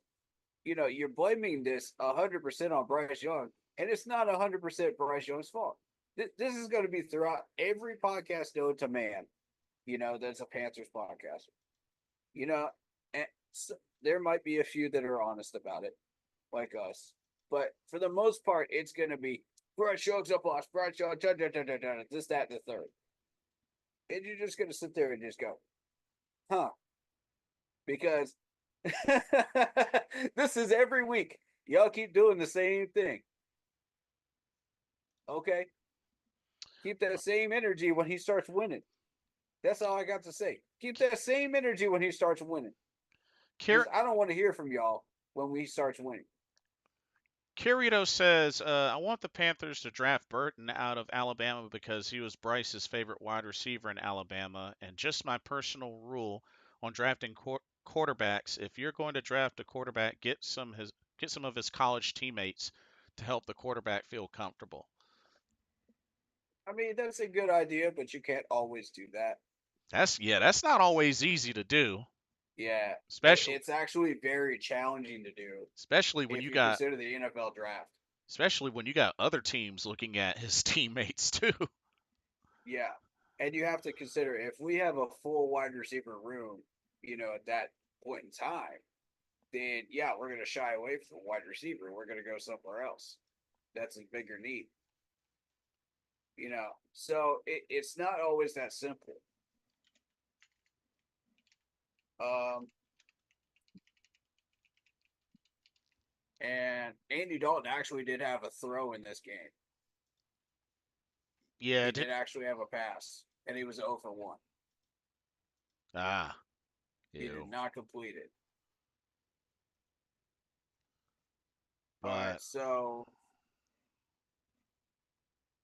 looking at this, and then it's hard to win any game when you have 3 turnovers. mm-hmm, mm-hmm. That's true. But And didn't I say this was possibly Derek Carr's breakout year? Because he comes back to a decent team now with a better situation, tailored more towards him and his style of play. And he comes out and balls out with weapons. yeah. Raheed Shaheed, you have to respect this man's speed. You have to respect his talents. If you don't respect him, he's going to burn you. And he did several times. Yeah. Kamara, same thing. You got to shut down Kamara. Otherwise, you've got no shot at beating the Saints. None. Because if you let Kamara do whatever he wants and turn it into a circus, you're done already. Yeah. Chef says next draft will be defense to me. Plenty of holes there to address. So much for that $150 million offensive line investment this offseason. Geez, it looked bad again. Can anyone pick up a cornerback blitz? Yeah, when the cornerback gets 3 sacks, Blame that's Miles Sanders for that one. yeah, like Blame Miles Sanders for that one. Because 90% of the time they were blitzing people, Miles Sanders was sitting there just going, and not blocking them. Completely missed the blocks. You have one job in these passing situations: pick up the blitz. You're not in a running back situation. You're not in a wide receiver situation in those cases. You have one job: pick up the blitz. The dude couldn't even pick up block a beach ball in those situations. ugh. Couldn't even block a beach ball. I'm sitting there like, Miles, come on, man. Oh, Miami came back and beat Jacksonville. Did they Wow. really? Yeah, they certainly did. They came back. Congrats to Miami. 20 to 17. Finally, they win that Oh, one game against an actual competitor during J- the regular season. Jacksonville didn't score a single point in the second half. That was a tough thing for them to do last year, and they finally got their win against a competitor. Carrito, Bravo. Carrito says this O line needs a lot of work next year. Draft first 4 rounds all O line, nothing else. I doubt that's going to happen. We need Um, tackles. We need tackles starting out. Tackles, and then tackles. yeah, Because the free agent market was garbage when it came to tackles this time around. yeah, Like we were lucky to sign what we did. And then now we got Brady Christensen rotating around like his musical chairs. And this dude is going to get hurt doing this, man. You can't just rely on him to be Superman of the depth chart. hmm, You got rid of his counterpart, Cade Mays. So now it's like, okay, now he's even more put into a situation like that. And it's Josh even the guy, that you're expecting him to be? Because he's the other rotational man. You're expecting him to be the multi tool. I did not see that in this dude. hmm. Interesting. So, it's not going to matter right now. But once we get 3, 4, 5, 6, 7 games into the season where we have injuries on that O line because people aren't doing their job properly, Taylor Bowden, Icky, that's when it's going to start to matter. And guess what? We have a lack of depth at tackle. Did you notice that most of our transactions on that offensive line were guards? Yeah, If you were really paying attention throughout this entire month of July and August, that's a problem. That's a problem, folks. And I want a tackle first draft pick. It's got to happen in the first 2 rounds. hmm. Got to happen. Um, I'm sick and tired of us not fully investing in that offensive line with draft picks. yeah. Chef says, told you Sanders should have been gone. Call Dallas and dump him already. Another great fit signing. Never liked that investment. Sanders doesn't want to be here. He is never going to block. Ouch. Okay. To be fair, to your argument, yes, he had a trash game. But that doesn't mean he has lost all of his skills. Okay. He still has a lot of valuable skills that he can contribute. Um, yeah, he lost a little bit of speed. So what? Yeah, he lost a little bit of that push on the line. So what? You could still use him in short yardage situations. That's what I was suggesting during the preview, and I'm still suggesting it now. Use him during short yardage situation because there were times when he was getting 3 to 4 yards a carry. You know, you look at his average right here on screen. It's 4.4 off of 5 carries. You know, 8 longest. So does he still have the skills? Yes. But are you using him correctly? No. You try to put him in a wide receiver set, he can't catch the ball because that ball will be in front of him. He won't have the speed to catch up with it. There's a particular slants play I'm talking about where he was about 2 to 3 feet behind that ball, where he was supposed to meet that pass and be there, and he was behind. And it wasn't because of the defender; he was just that not catching up to it. So my whole thing is use him correctly, and you'll get the most out of him. Now that's going to lead to decreased value. So I wouldn't pay him as much as we've been paying him, but we can't do anything about that now because restructuring, Miles Sanders' contract seems like a non-doable task at the moment. Ernest Capu, welcome to the stream. He says 1-1 next Sunday. I don't see it. I don't see it. It's the Chargers. The Chargers have been an AFC West monster for a number of years. Yeah. We got a lot of weaponry coming at us in the Chargers. Kirito says taking break for Panthers. Where do you think Jalen Milor get drafted, and if he gets drafted, will he be quarterback or be a unity player like Taysom Hill? Not sure. Not That's sure. a good question. I don't know. Um, I haven't started studying the next draft class yet, so I don't start doing that until like probably January. I see. Chef 85 says, called this Icky should have been moved to left guard. Never signed Lewis because we would not have needed him. Moton is done. Wasted his best years, and now he's just an overpaid veteran. Sad but true. That is a fair argument. Yeah. There was a huge argument of moving Icky over to left guard. And now that we've seen what we've seen out of Icky, I can't disagree with the argument of moving him over. Yeah. But it's hindsight is 2020.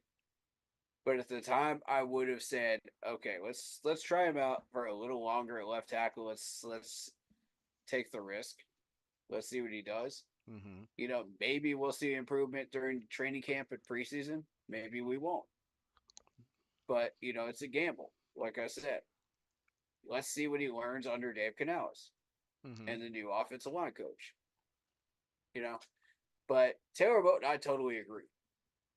We're done with Taylor Moton at this point. I've seen enough, and I think that we signed good guards. I like the guards right now. I'm not a fan of Zavala right at the moment. So he needs to step it up. As far as like his production. I like him as a person, but I'm not a fan of his production. Oh, I see. So step it up. Yeah. But overall, I think tackle needs to be drafted. Absolute necessity. Okay. Interesting. Chef 85 says we didn't need Miles Sanders when we signed him. Bigger issues when we signed Sanders than running back. Misusing personnel is a coaching problem. A la Brady Christensen, Sanders, etc. More growing pains with a young coaching staff and head coach. Okay. I'm going to start with the fact that remember who the head coaching was during the time that we got Sanders? Because which is fair. Yeah. That's mismanagement in and of itself already. So I can't disagree with you when it comes to that and Brady Christensen being mismanaged there, which At first, he wasn't, but now, if we continue to play musical chairs with Brady Christensen, eventually it will turn into mismanagement. Hmm. So I'm not pleased by that because I really like Brady Christensen a lot. I think he is a future starter for us. If we can, permanent starter. Kirito says Jalen Milor is basically Cam Newton body with Michael Vick's speed. Okay, I'll check him out. Interesting. Very, very Um, interesting. as far as Miles Sanders goes, I want to kind of continue that. Miles Sanders, Okay. it, yeah, we did need him because we lost CMC. So I have to disagree with you there. We needed to find a replacement for CMC, and Chuba was not ready. Let's be fair. Chuba was not ready. He had catching issues and he had fumbling issues. So that's due to mismanagement, and he finally had to fix it himself. Yeah, which he did fix those. He did Yeah. definitely fix those. And now he's just a competent starter. You know, is he one of the best in the league? No. But is he adequate? Of course. So we got what we wanted out of that. And at the time, Miles was mismanaged. We didn't know what to do with him. It's like a dog chasing a mail truck. You don't know what to do with it once you caught it. And we weren't even expecting to get Miles Sanders either. Yeah, that was kind of a shock. I did not think he was Yeah. a name that was going to be, I thought that was out of reach, to be fair. especially considering I would have thought he would have stayed with Philadelphia after playing in a Super Bowl, but Was I happy that we got him? Yes. Because I thought, okay, yeah, if this dude's got any shred of the ability that he had in Philadelphia, I want him. We can use that in our running back room. But did we have bigger issues? Yes, we did. That's fair. That's a fair argument. And I will agree with that part. yeah. So, trying to trade from Miles, you've got to move him in a package deal now because he's lost a few steps, speed wise. He's being misused, and, you know, where he would have normally been like a third round value, now he's more of a fifth round value.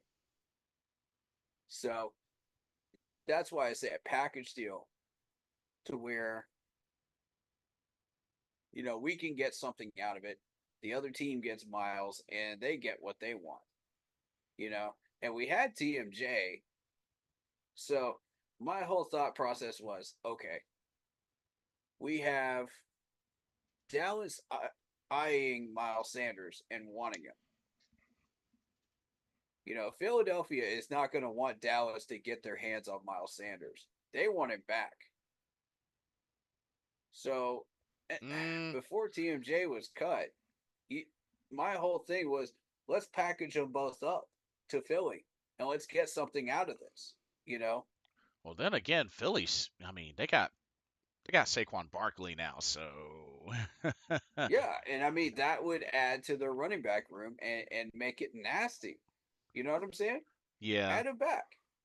I'm sure there would be probably a good chunk of Philadelphia fans that don't want Miles back because they're like, they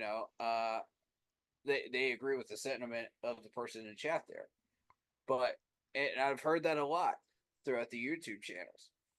But if he's got even half a shred of what he was able to do before when he was in Philadelphia, yeah, Philly's going to want him back in a trade as part of a package deal. They're not going to want him by himself. That's the trick. yeah. Let's see. Curido says, to be honest, we need to find plays that can help Bryce Young get his confidence up. Bill O'Brien was his offensive coordinator at Alabama. Panthers can call him and ask him what was Bryce Young's favorite plays. I mean, I don't know if they can necessarily do My that. whole thing But is I mean, this is supposed to be a West Coast offense. Where were the West Coast plays? Where were the West Coast plays? I barely saw any West Coast plays that I recognized. Chef 85 says we are 19th. It looks like we're 19th in cap space for 2025. Already, Taylor Moton is slotted to make 35 over 35 point 111.250 million Oh boy. next season. A whopping 12.85% of our cap space. No way he sees that. I just cannot see it. Dead cap for Taylor Moton release would be about 22, almost 23 million if we release him in the 2025 offseason. Oh boy. 31.3 cap number. Oof. I'm already seeing that right off the bat, just looking at the top of our list. And that's bigger than everything else that we got on this list. Mm. It's not even close. The highest one that comes close is Robert Hunt with 21.6. Ah. The rest of them are in the teens range or lower. But you're sitting up here with Taylor Moton's $31.3 million. And this dude isn't even halfway blocking beach balls out there, much less grown men. Dang. It pisses me off. Whenever I look at. And he did it again, bro. Oh, I'm just going to stand here like an overgrown tree while my quarterback is trying to run. Block. You 300-pound gorilla. You got the strength of a gorilla. Go out there and take care of business, man. Carito says Bryce Young can be a playmaker, but his strengths is his high IQ game manager with good playmaking abilities with his legs. And Nick Saban and Bill O'Brien did a West Coast spread with Bryce Young at Alabama. Like Taylor Moton needs to channel his inner 8, bro. Mm. Channel your inner 8.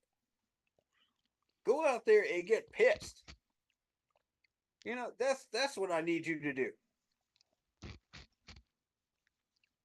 I'm sorry, I missed that whole thing. What was that again? Oh, that was Carito saying that Nick Saban and Bill O'Brien did a West Coast spread with Bryce Young at Alabama. Yeah. And I don't see the West Coast playbook when I looked at the plays today. I saw a bunch of run plays. I saw maybe a few cute little slant plays, but that was not it. You remember when Norv Turner came in here and he tried to run the old school West Coast offense? That's what it looked like. Wow. Like, it's outdated, bro. That's why we had to get rid of Norv Turner.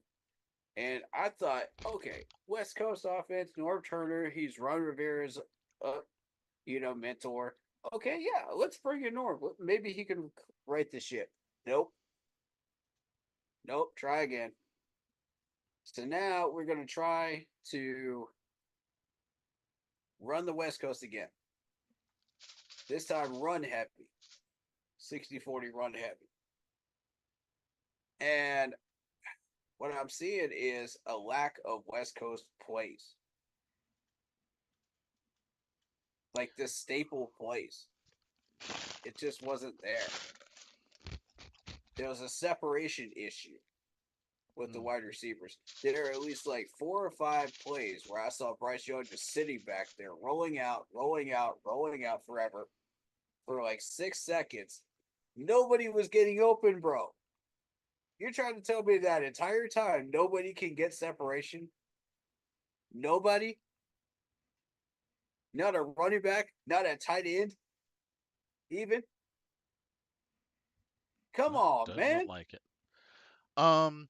Chef says Separation issue. Chef says free up 12.13 million honestly. Draft Emory Jones, LSU offensive tackle. He was a right tackle. at LSU, I believe, and just eat the dead money. No one is trading for him with that contract. Releasing him is the only way out of the deal. Yeah, And honestly, I think he's right.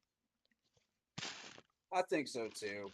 Um, you got 18.6 dead money here. I would agree. Yeah.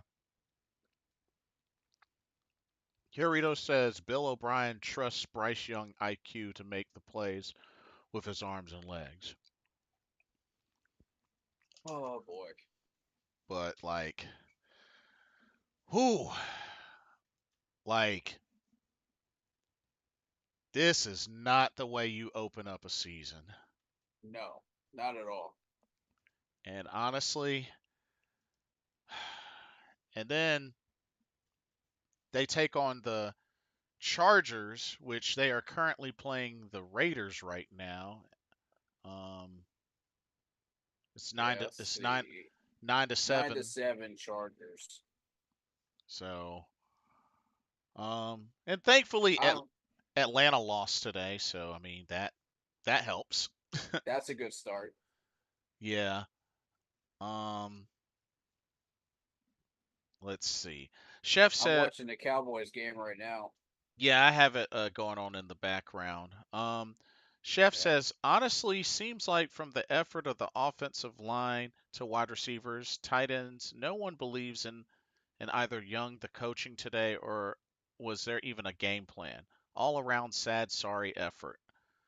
Well, as far as like believing in the coaching staff, yeah, they all believe in the coaching staff and the system right now.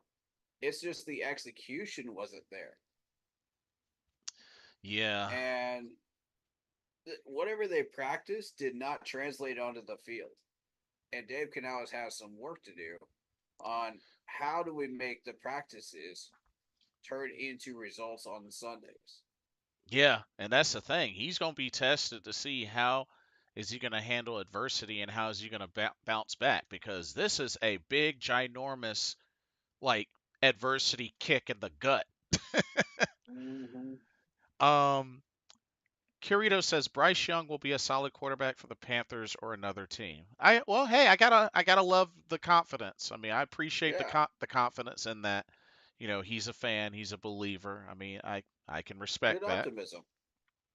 Chef says only have 42K and dead cap next year for now until Moten is released. It's a rebuild, fellas. Gonna get worse before it gets better. Going to be a rough year, but I have been around even through the 1 and 15 season, so I've been through everything since '95. I will be here no matter what. That's right, Chef 85. Yeah, We'll be here with you too. yep. We'll be here with you too. That's the right attitude. I think there's some games that we can take and win this year, but we're not going to win them like that, Right. And this is a division game. You can't come out of the gate like that. That's going to make you look like raw meat. Yeah, and that's the scary thing. We opened There's up. too many doggone predators in the NFL, man. Too many predators. You can't come out of the gate looking like that. They will eat you up and chew you up and spit you right back out. Mhm. And this is one of the least of the contenders, is the Saints. We're about Yeah. to face one of the major contenders, which is the Chargers next week. Yeah, and they're trying to bounce back cuz Chargers weren't too long ago a team to be feared. Even though the last time we played them we beat them, still like this a different team. Um Don't be fooled by that Cowboys score right now either. They are much stronger than those 20 points. That's a strong Cleveland defense right now. Chef says didn't look like we practiced at all. I guess they perhaps thought that Oh, the play against the Bills' third and fourth string guys was going to magically carry over, and it just doesn't work that way. and touchdown Cowboys. Oh, did they get a pick six?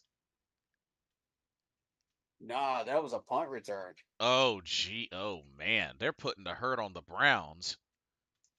I told you, don't underestimate that 20 points. What did I just get through saying? Yikes.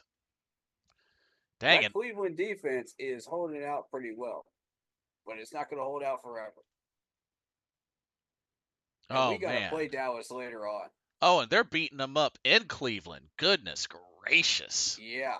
Mm-hmm. Ugh. What happens if we play like that against Dallas? I'm terrified to find out. Wait, do we have Dallas this year? Yep, we sure do. Oh, shoot, we do. And Philadelphia, too. Jeez. Yep. If we're walking into that, they will beat the brakes off of us.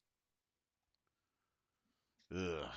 Ew. That's not a fun scenario, man. Nah, it's not. We got a lot of work to do before then. What is that? Week 6, week 7, somewhere around there. Let's see. When do Let we me have a see. when do we have a bye? It's in December. December 15th. Oh boy. Yeah, it's week 15. Ah. 14 is the Eagles. 15 is the Cowboys. Back to back. Ooh, ooh, ooh, Both of them 1 p.m. games. ooh. Eagles game is in Philly. Yeah, and I'll be in Japan during the Bucks and Falcons game at the end of the seasons. Um, Mm. but So let's put this into perspective. If we don't fix our problems, we are walking into the Chargers game. We're walking into the Raiders game, and we're walking into the Bengals game. yeah, That's 3 nasty opponents right there. yeah, and don't be fooled. Yes, the Bengals lost today, but they are still a threat. Very much a threat. Burrow's back. And the Chargers just scored. It's 16-7 Chargers now. Ooh boy. I told y'all the Chargers are better. And that was a J.K. Dobbins. Looks like a J.K. Dobbins run. You know, the Raiders have stayed stagnant for a number of years. And that's why they keep changing coaches, you know, like it's musical chairs. Because no coaching job is safe in LA with the Raiders. Right. So they took Derek Carr out of the Raiders, thinking, okay, maybe that might be the problem. Nope, Derek Carr was not the problem. You just made yourselves worse. Right. You know, so and the score is about to evidence that. Not so much the first time they meet, but the second time they meet. Right, right. Because when you start looking at the Chargers, don't be fooled by that 16 points. I'm telling y'all, don't be fooled. Don't be fooled. They might have lost Keenan Allen, but that is still a very, very potent Chargers team. Uh, We'll Kirito, talk about that in the preview stream. Kirito, Kirito says, I said the same thing for Tua and Jalen Hurts since day one of their NFL careers, and I was proved to be right. Just like those two, Yeah. I'm confident in Bryce Young. If Bryce Young has to go to another team to be successful, I say either the Niners, Titans, Saints, Vikings, Falcons, Raiders, Giants, Steelers, Seahawks are the teams that consider getting Young. Oh, yeah, there's a handful of teams. Oh, Chef 85 says, I believe not playing Young in the preseason was a major mistake. I understand injuries and letting Plummer play, but in Young's defense, he needs reps and clearly something is not clicking yet. I I mean, agree. yeah, he only had like what, one series, two series in that final preseason game? I said the same thing. And I got shouted down for that in other people's streams. I said that same exact thing, Chef. Can y'all imagine? Yeah. I mean, that's what the preseason games are there Oh for. Lord, man. That's what they're there for. I'm telling y'all, they don't want to hear the truth. Especially when we had the opportunity to test out our ones against other teams' ones. But yeah. Nobody wants to hear the truth anymore, man. They think it's an excuse. And it just drives me absolutely crazy. I will go through social media and everybody does this garbage too. Like they'll think, well, they'll come up with some kind of excuse, and I'll be like, no, that's a reason why he wasn't successful. Y'all got it flip flop, man. Understand the difference between the two, please. Yeah. Like that's why I can't go into people's chats that much anymore. I'll listen and I will read chats, but I can't go into people's chats, and speak my mind anymore like I used to. Because I will get shouted down, I will get argued with, I will get cussed out, over the most garbage things, and I'm just sitting there like, all right, you know what? Y'all do your thing. Because ain't nobody going to change their minds anyway. Yeah. Um Yeah. Chef says I do want to see what we have in Plummer at this point. At worst, he could be a capable backup to Young. And he says, and this is for you, Corey. Preach to the Young not playing in the preseason and played in what, one series? What a joke. No, they don't want to hear the truth. And Exactly, man. And I get all the smoke in the world. And yet, when I turn out to be right, I'm just sitting there like, okay, and I'm a humble man. I'm not going to say anything. You know, I'm not egotistical. I just said, all right, let the results speak for themselves. And they have. And Carito says if Panthers go 0-5, I would sit Bryce Young down to protect him best of my ability. Which is fair. Yeah, that's fair. Yeah. That's fair. Chef 85 says also Corbett at center was a mistake too. Ram looked better weekly. I would have given him a shot.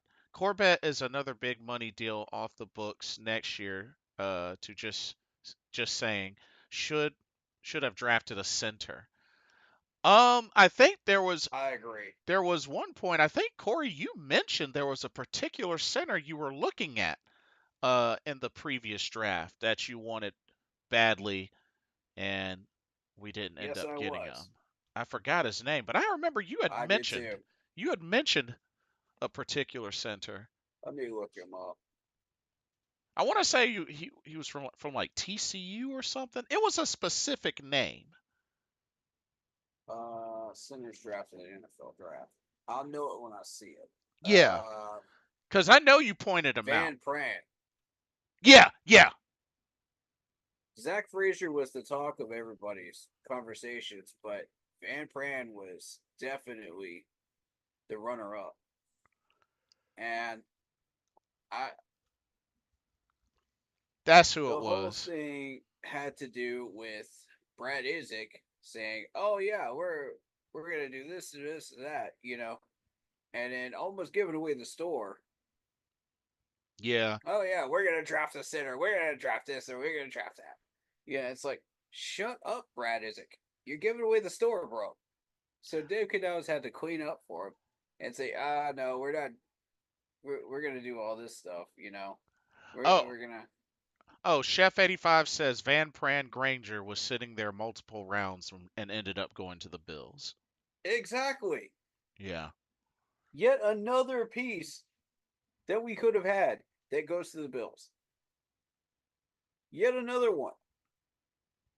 It's the Buffalo Panthers, man. I'm telling you. And now it's becoming the Washington Panthers because Washington Commanders are picking up our people too. Oh man, Deshaun Watson has some straight up dookie stats. 11 of 22, 91 yards, Oof. 91 yards and an interception. Jeez. To be fair, you're playing against Dallas's defense, and Dallas's defense looks real good this year. Yeah. During regular season play, Dallas looks incredibly strong. But Dang. once they hit the playoffs, they play like straight trash. Nobody can explain this. Like it's a weird phenomenon. But Mm.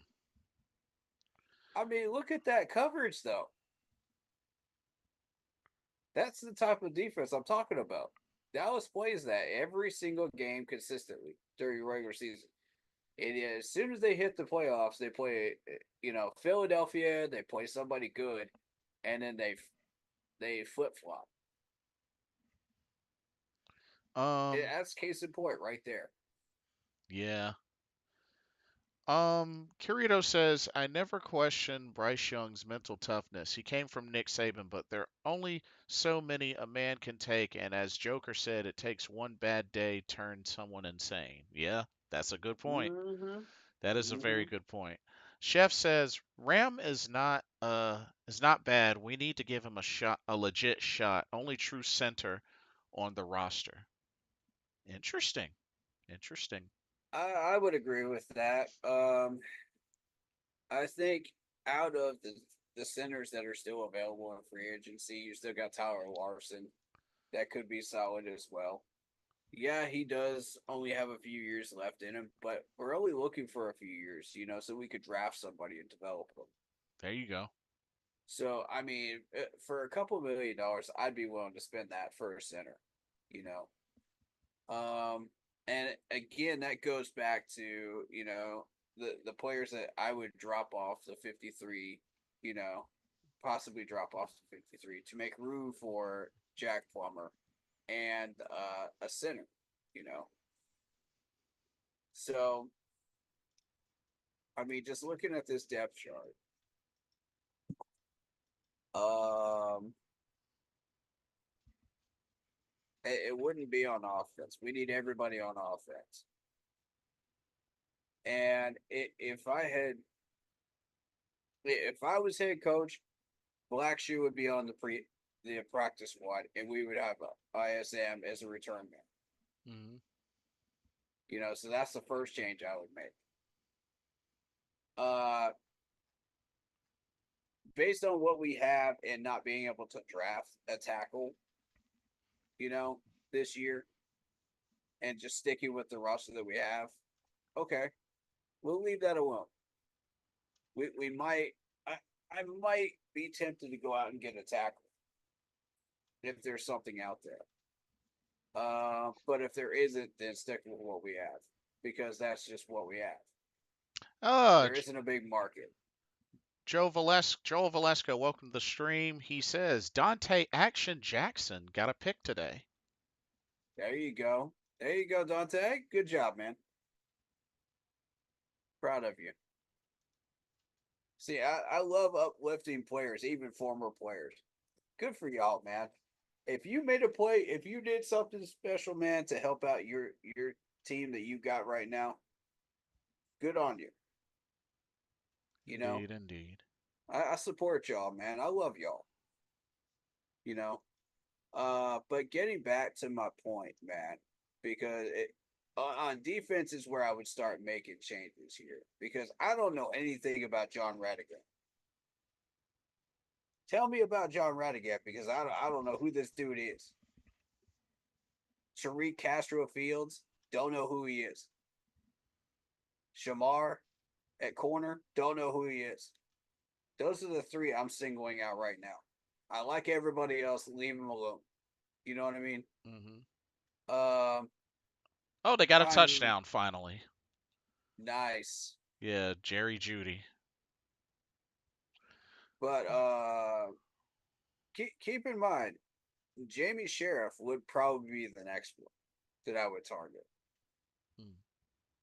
But I like everybody else. Keep everybody else here because we need them.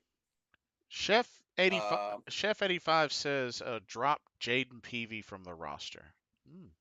Okay. Peavy. Yeah. Yeah. Peavy. Good point. We saw him make a play today, didn't we? I don't know. I don't I see him actually on the don't know. depth chart. So maybe he was a late minute addition that came up from the practice squad. Perhaps. But yeah, I would agree. PV is on that list of now 4 players that I would be choosing from. One of those will be replaced by Jack Plummer to make sure we got our quarterback situation dealt with. You know, you can't move Andy Dalton, so he has to sit up there. All right, so the second move I would make, you know, after moving ISM and him, Mm-hmm. is let's go get our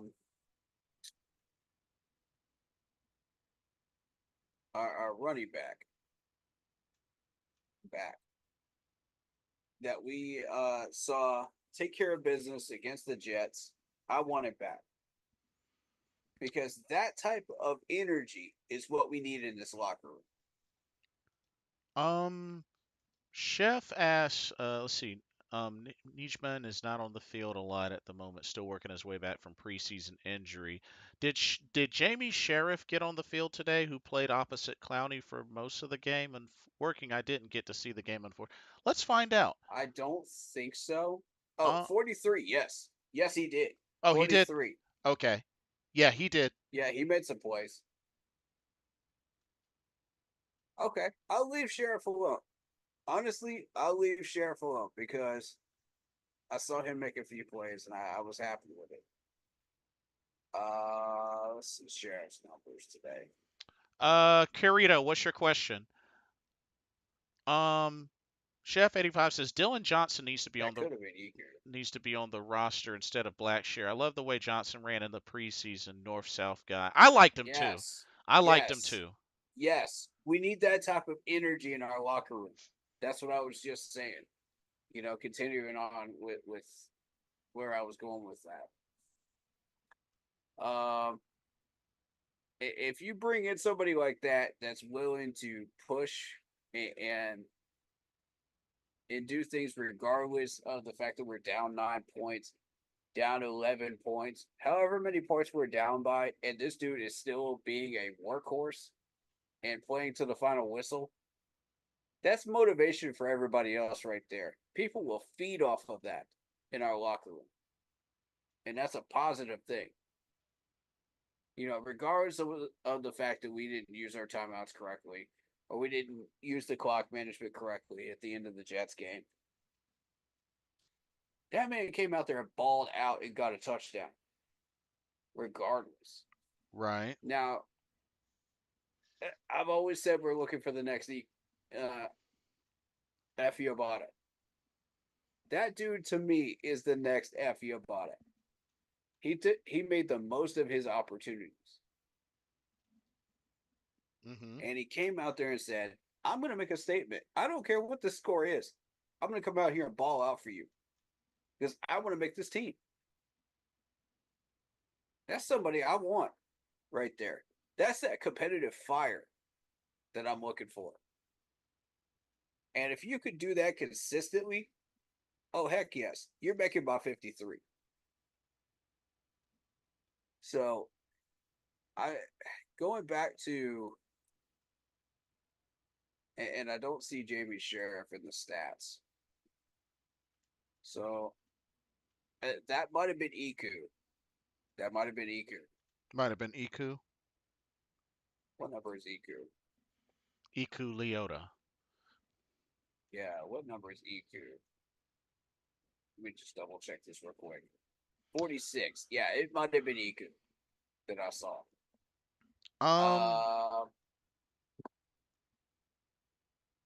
I'm going to go ahead and say that was Iku because Iku was making plays and it showed up in the stats. Sheriff didn't. All right, so Sheriff is still on that list. Also, Kirito asks, his question is, why in Charlotte I see more ads about Dale Earnhardt Jr. race team, Junior Motorsports, and other NASCAR teams, and Hall of Fame than Panthers or Hornet ads. Is that Well, really a legit question? it's Charlotte. It's Charlotte Motor Speedway, man. I mean, Charlotte Motor Speedway is a major track on the NASCAR circuit. And Dale Earnhardt Jr. is a major driver that has done an excellent job in NASCAR. not only So, that, I wish you would have asked that question like 7, 8, 9 years ago. Then I would have, been like, yeah, that's crazy. But yeah, I that's mean, fair. but now that's like Yeah, it's really not a surprise that you see more of those ads than Panthers and Hornets. I mean, right. you know, Exactly. Panthers and Hornets aren't doing good. You know what I mean? So it's Yeah. like, just saying. So naturally, people are going to go towards the Carolina Hurricanes or towards NASCAR because they don't have anything else. So Tepper is trying to put a soccer team in here now, and it makes things even worse. Yeah. Oh So yeah. now people are more interested in the soccer team than they are the football team. And he wants to make renovations for the stadium that looks like a European soccer stadium with all the LED screens and stuff. When, lest we forget why the stadium was built in the first place, the Yeah. football team. Um. Are we forgetting something, Mr. Tepper? Yeah. Seriously. Uh. God. Chef 85 says after this game, honestly, roster shakeup will happen. Morgan has shown he will shake up the roster at least. I have faith in Dan Morgan as GM. Only one game, but clearly things need to change quickly. Um, Kirito says I'm a Dale Earnhardt Jr. fan as well, but I'm like I thought North Carolina was a football state. To be honest, I mean it I is, mean, it but I can mean go any different way depending on which sport is doing well. yeah, exactly. It's a major city, you know. All major cities are like that. Detroit, Chicago, Atlanta, they're all like that. So it Yeah, depends on which sport is doing the best. yeah, exactly. Chef 85 says was not the best debut for Mike Jackson. Looked a little rough. So did Horn, and seems like Jackson should have not been Mike. covering Chris Olave, but he did have 7 tackles, which is true. Okay. He was the leading To solo tackler. So to be fair, you're dealing with Olave. So Olave is a major, major wide receiver out there. right. Top 30 wide receivers. Dangerous guy right here. Hmm. So it doesn't surprise me that he had trouble, being that he was valued around the 6th or 7th round, you know, uh, as evidenced by the trade. Hmm. So Mike Jackson typically on a stronger team with a better depth chart would be like a third or fourth spot, Hmm. more likely a third. But when you look at his numbers, he plays like a second stringer. And that's why we have him at second string right now. Right. So when you put him up against somebody like Olave, he's going to struggle a little bit, because of the speed and the strength of Olave and the maneuverability. It's going to be tough to make sure that you maintain coverage on somebody like that. So I understand why he had trouble with coverage issues today. And I Right. understand why he was targeted. That makes sense.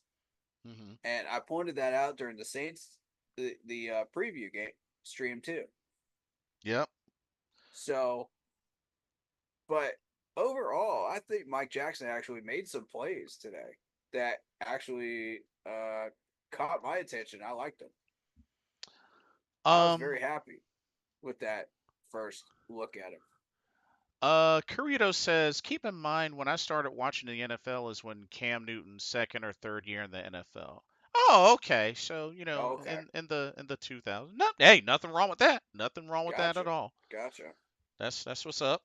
Um, let's see. Chef 85 says, if you want to fix the marketing and ads thing, and I lived in Charlotte for a time, you need to put a consistent winner on the field. Facts. Mm-hmm. Facts. Mm-hmm. Um, Kirito says, "Do you think we can hire Boba Fett to scare Tepper?"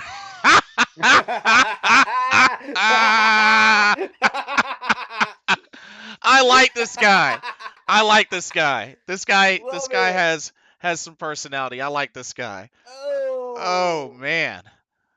Well, shoot. I don't hate it. that's funny. I don't hate the idea. Shoot. Love that. Oh man, that's funny. Um, Chef 85 says it would be nice if we could find a Chris Olave just once. LOL. Wouldn't it? Of course, every team can say that kind of like Marquise Colston of Hofstra. Jackson is a solid cornerback though.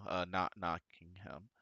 Yeah, Yeah. and I like the corner room just the way it is right now. I think it's solid. We got to work on coverage, I think. But when you deal with people like Olave, it's a lot tougher to just say, "Oh yeah," and come in there and cover the guy. You you got certain expectations, Hmm. when you deal with a guy like that.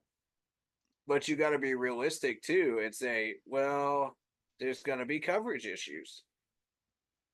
So you can't just go in there and say, "Oh yeah, well we got a lockdown corner." No, we don't. Not yet. He's got to prove himself against elite talent like that. Right. So when he's faced against elite talent like that, yeah, there's going to be holes. So be realistic about it and understand that these things do happen. Uh, But against average or below average wide receivers, yes, Mike Jackson is going to succeed and is going to look better. Chef 85 says, with David Moore only having one reception and no return stats, why is he still on the roster? Blackshear had 8 returns for 25.5 yard average. Leggett had Hold up, because Blackshear, this game was case in point why I don't want Blackshear as a return man. He kept running into a brick wall every time he tried to return this ball. because didn't originally David Moore in the preseason, later in the preseason, was returning kicks? Mm-hmm. Mm-hmm. Huh. Interesting. Oh, Interesting. and what was Blackshear's average on return game? So Only 25, 25 yards. 25.5 yard average. That's it.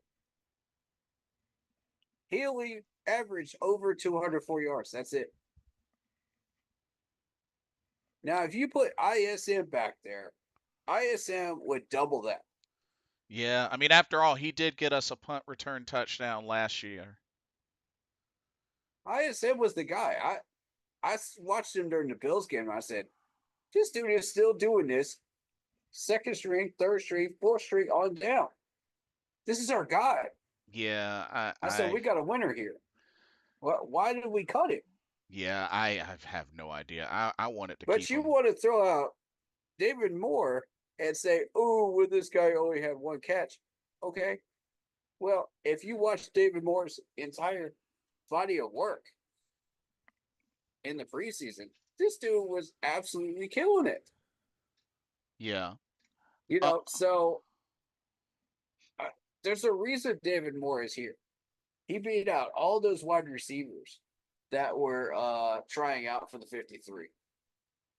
And honestly, he deserved it. I agree that he deserved it. And Chef 85, he's with you. He feels Blackshear needs to go. Blackshear has been here for 2 years and done nothing. You use Blackshear as a running back, this dude has done nothing. All right. Let's where is he? I'm about to Pull up Raheem Blackshear. yeah.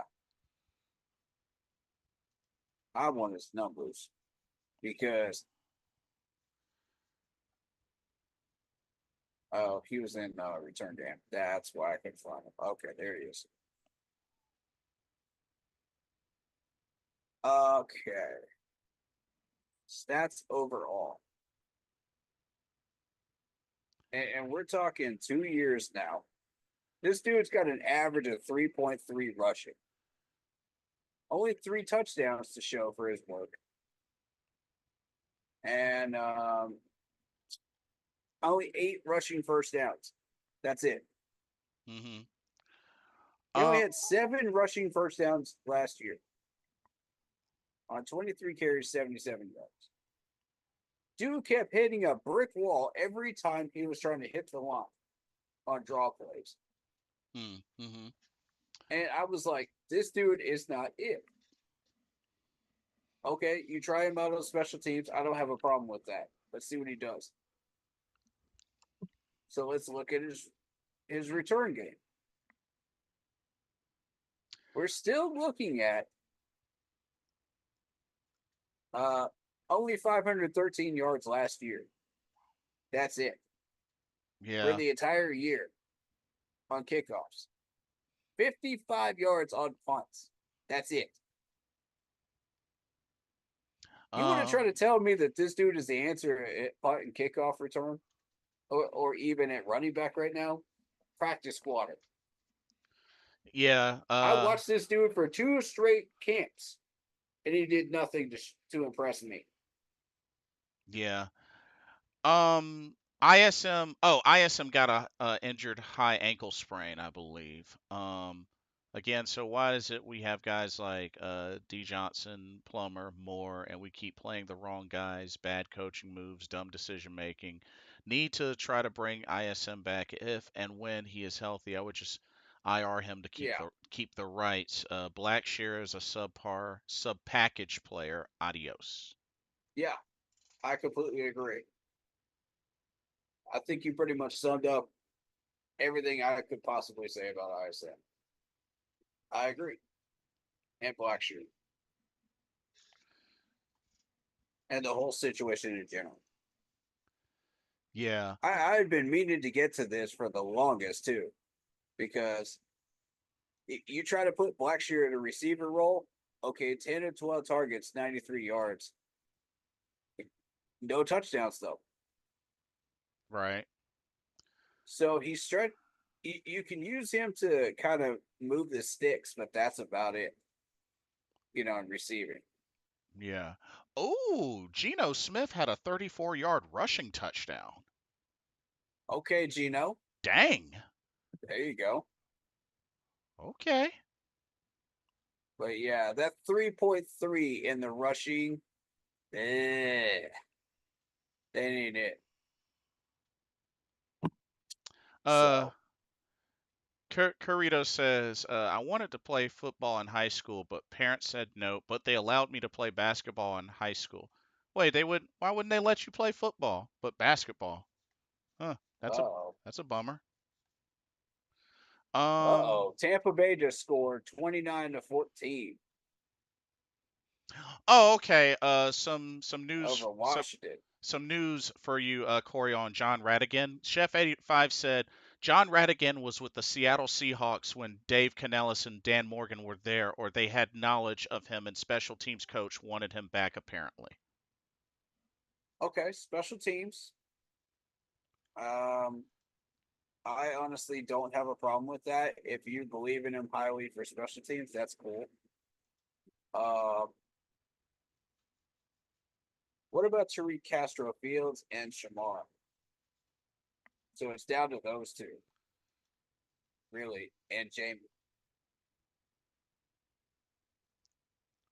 It's down to those three as far as like what moves we can make. Uh-huh. As far as the practice squad is concerned. Right. For me, because none of these three are going to see the field.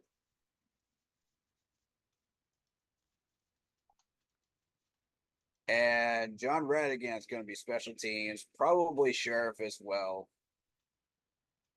But Tariq and Shamar will not see the field unless it's special teams purposes or injuries. So I just don't see. We have enough in the corner room right now. I'm satisfied with it. I'm satisfied with our 4. Okay. Yeah. That's why I'm willing to say, okay, one of these two can go. Which one of the two, and to me, Tariq Castro Fields would be the guy that stays. So Shamar, with all due respect, he's going to be moved around like musical chairs. while we're doing with practice squatters. That's fair. Because the rest of these guys are our mainstays. We cannot move any of these guys. None of them. Can't do it. We got to have all of these guys. Chef 85 says Shamar Bartholomew was the most claimed waiver guy with 4 teams putting in a claim. I say release PV and Castro Fields. Okay, but why was he claimed by so many teams and then let go?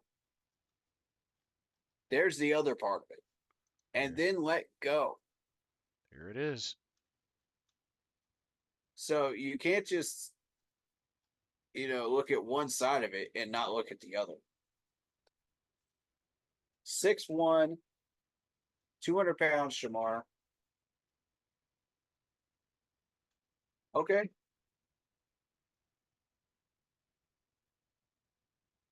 And then you're looking at Tariq, 6'1", 197. Penn State. Dude's been in the league 3 years. He has experience. I like what I saw in training camp. I like what I saw in preseason. Tariq's got the talent.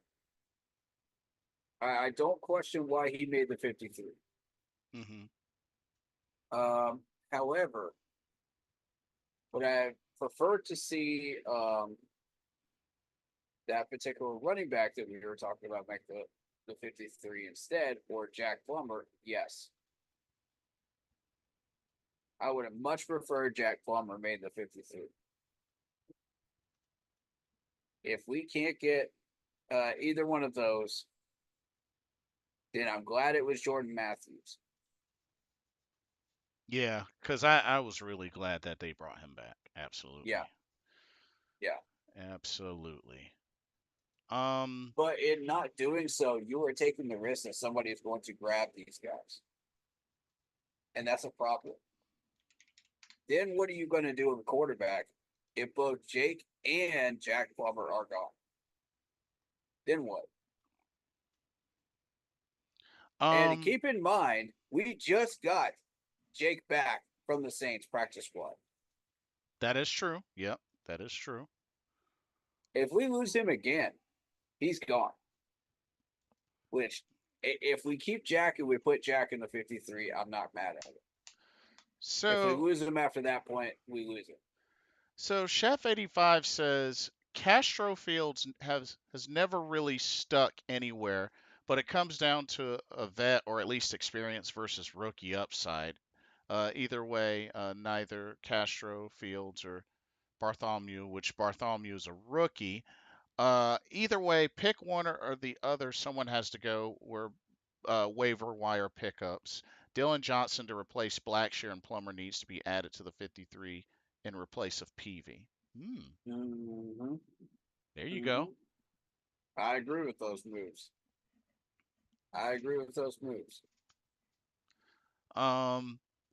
Kirito says temper. Or David Tepper, no one's gonna get in my way. And then Undertaker bell rings. Tepper goes, "Oh, nice callback to the Undertaker reference. I like it." Nice, love it. So, go ahead. So it looks like the Chargers are gonna walk away with the victory, 22-10. Yeah, and like I said, don't let that 22 points fool you. That is a very potent team. Yeah. Joe Valesco says we can pick up Ryan Tannehill. I don't think we have the money for Ryan Tannehill. That's exactly what I was about to say. Like, with what money? And yeah, again, I'm asking that question. With what money, Joe Valesco? I don't think we can afford it. We barely freed up enough money with the Taylor Moton restructure, which finally, after 4 months, happened. Thank you. And to be honest, I don't think he's going to want to come to this team to be a backup. No, he's not. I don't think he's gotten to that to that phase yet. Right.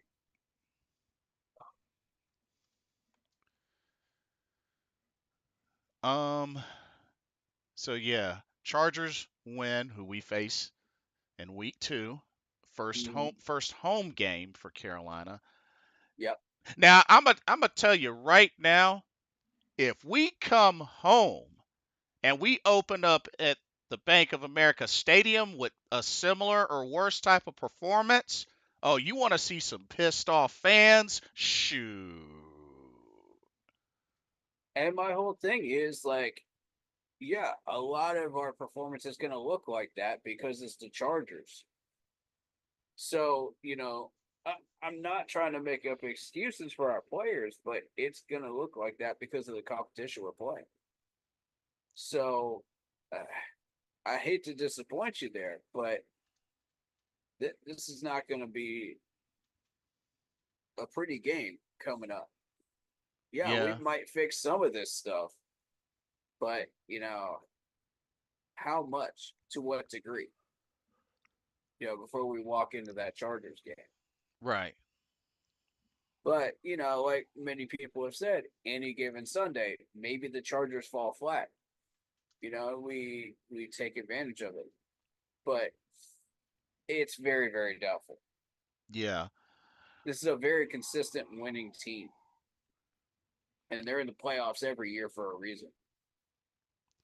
Um. Or at least contending for the playoffs for a reason. Right. Chef 85 says Tannehill is an option, but he would want to start most likely. Doubtful he would be a mentor. No money left for any additions. Just add Plummer to the 53. Um, Curito says Ryan Tannehill would not be a good vet quarterback either at this point. I would rather have Joe Flacco. Joe Flacco wouldn't be cheap either, especially considering Yeah. he just won the comeback player of the year. He's not going to be cheap either. Mm. Um, Chef 85 says DJ Johnson again does nothing. Happy that Leota got 3 tackles and a sack. Sucks that DJ Uh, sucks that DJ Wanham is hurt. Him and Clowney would have been a solid 1-2 punch. Hope we see him later in the season. Yeah, I will have to kind of defend DJ a little because I got to push back against that a little bit because I saw him make a really good play during this game, and I think he's got the potential. Let me see if I can bring up the stats for this game because I do want to look at what he actually did. Let's see. Ooh, 2 tackles. But they were big 2 tackles, though. It was turning the time that we needed those. And we were having trouble stopping Kamara. We were having trouble stopping their other running back as well, Jamal Williams. So when he finally got that stop, it was like, okay, cool. Now we can kind of get the ball back, maybe try again, but you know, I will push back a little. he's like just a little. I like DJ, but he does need to step his game up. If he wants to get to that next level, he's got to start making these tackles. Um, let's see. Joe Valesco says Joe Flacco is the backup quarterback for the Colts. Oh yeah, I forgot the Colts did pick Yeah, him yeah, up. yeah. Sure did. Mm-hmm. Um, let's see. Chef 85 says, uh, you guys keep wanting veterans. No money left to add anything. Gilmore was not coming here cheap. He took 1 year, 10 million to sign with the Vikings this season. No one is giving us a discount. Yeah, and shoot.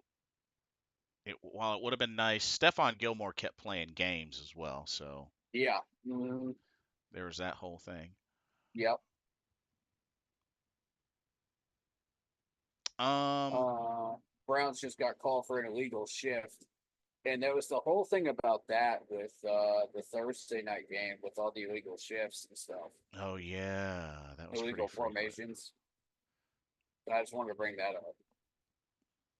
But yeah, that 30-10 score. Wow. People need to be watching out for Dallas this year a little bit. But how long can they keep that up? That's the question. Longevity. Injuries are going to start setting in around weeks 3 and 4. Then we're going to find out. Let's see. Hey, Kirito says, true story. People called me an idiot when I said Anthony Richardson's going to be something in the NFL. I'm not calling you an idiot. I think he's the right fit for the Colts. I think he has his own style of how he plays football, which they went out and they got wide receivers that tailored towards that style. You know, deep ball is his strength. But Yeah. short and medium pass, when I watched him during the combine, he did not demonstrate that at all. Mm-hmm. Which is a concern for Colts fans. You know, if you're paying attention, you know, he's got to start completing those if he wants to be taken seriously. Yeah. Chef 85 says 46 million in dead cap rolled into this season. Also, why we cannot sign anyone, but I agree with dumping it all in the first year of a true rebuild, which is what we are in.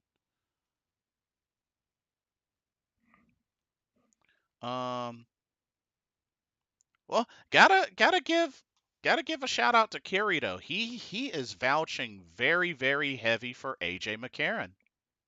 Yeah. I mean, I respect it. I can respect it. I just don't see what in any of his stats or what he's really done to really Warrant that. really warrant him being one that can help Bryce Young. Right. I don't see it. I agree. Cuz where in the NFL has AJ McCarron been successful? You know what I mean? I Like agree. at least with Andy Dalton, at one point in his career, he was a Pro Bowler. He's played in playoffs. Like, AJ McCarron, I mean, he started in one playoff game, lost. Yeah. But, like, what really has he done throughout the NFL to really warrant him being able to really mentor and help somebody? That's all I'm asking. That's all I'm asking. Good question. Because I'm not seeing it. I'm not seeing it. Legit question. Ingo Wolf says, I'm sure you will be much better when you start your starters. You think? I think you're referring to preseason there, but yes. Okay, that's the thing, And Carito. getting them the reps. That's the thing, Carito. You say AJ McCarron and Bryce Young are close and are like teacher and student relationship at his time at Alabama. That's fine, but they're not at Alabama anymore. And AJ McCarron's been in the league since 2014, bro. Like Correct. they're not at Alabama. Like this is the NFL. Like yeah, there's ties, but ties like that alone aren't enough. It's not That's enough. correct. Like, they did their thing, teacher student back at Alabama. This ain't Alabama. This the pros.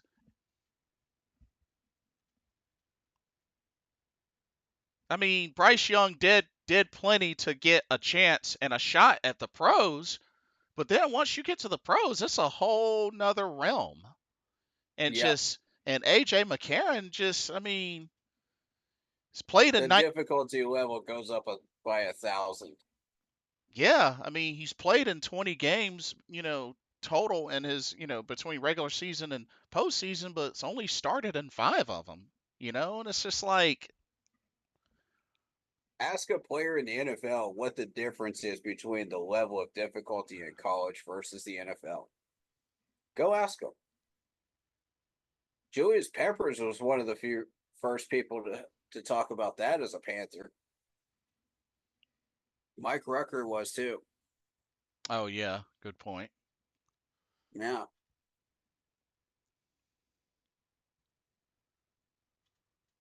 And I was listening on the Panthers radio this before the game, on the drive back home, and they were talking about how tough it is to switch between the tackle positions and just offensive line positions in general. Yeah. And I forget who they were actually talking to. My guess was Taylor Moon, but I don't know. But anyway, um, they mentioned Jordan Gross saying it was like switch your fork and your spoon, and try to eat with your left and try to eat with your right. That's how tough it can get. Switching positions on the offensive line. So I just wanted to bring that up. I thought that was an interesting topic. Okay, Carrito says, Cam Newton believes Bryce Young is the future for the Panthers, and he's willing to be a backup for Bryce as well as Colt McCoy. First off, Colt McCoy retired. Number Yeah. one, Yep. Colt McCoy retired. And number two, like, what is up with this whole Cam Newton thing? Like, the dude hasn't played football in 4 years. Exactly. And the thing is, Carrito, you have to keep something in mind. What if Bryce Young doesn't pan out and Cam has to come in for him? Then what? Mm-hmm. All folks are then gonna say is if he can't get it done, oh, this is why Cam Newton's trash, and just completely ignore all of what he's done. Bro, Exactly. did we forget already about Cam Newton's second stint with the Carolina And that's Panthers? all quarterbacks too. Like he didn't win Same people. He didn't win a single game that he started in his second stint with Carolina. Like we got to let that go. Like it's like the ex-girlfriend that has made up their mind they don't want to be with you, but we keep hungering for her. We keep lusting for her. Yep. We gotta stop lusting for Cam Newton, y'all. Like seriously. Like For real though. I mean, I would rather us. I mean, if y'all gonna get desperate, that's one thing. But I would rather y'all get desperate and like pull all the money in the world and try to aim at at a Deshaun Watson or like another current Yeah. quarterback than to go back and get Cam Newton. Like, We're way past the point of kicking a dead horse at this point.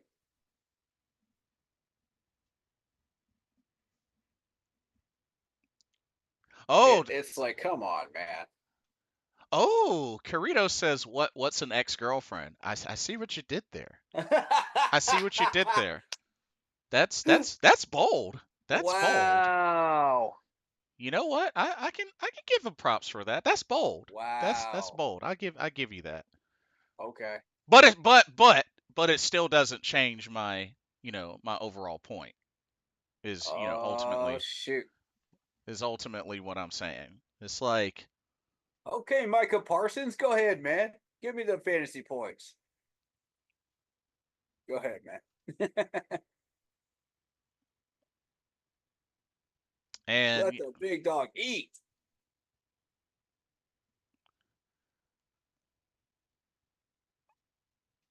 wait, Kirito says no. I'm being serious. What's an ex-girlfriend? Wait, what? Oh, wow. Mm. No I comment. I don't know if I'm being trolled or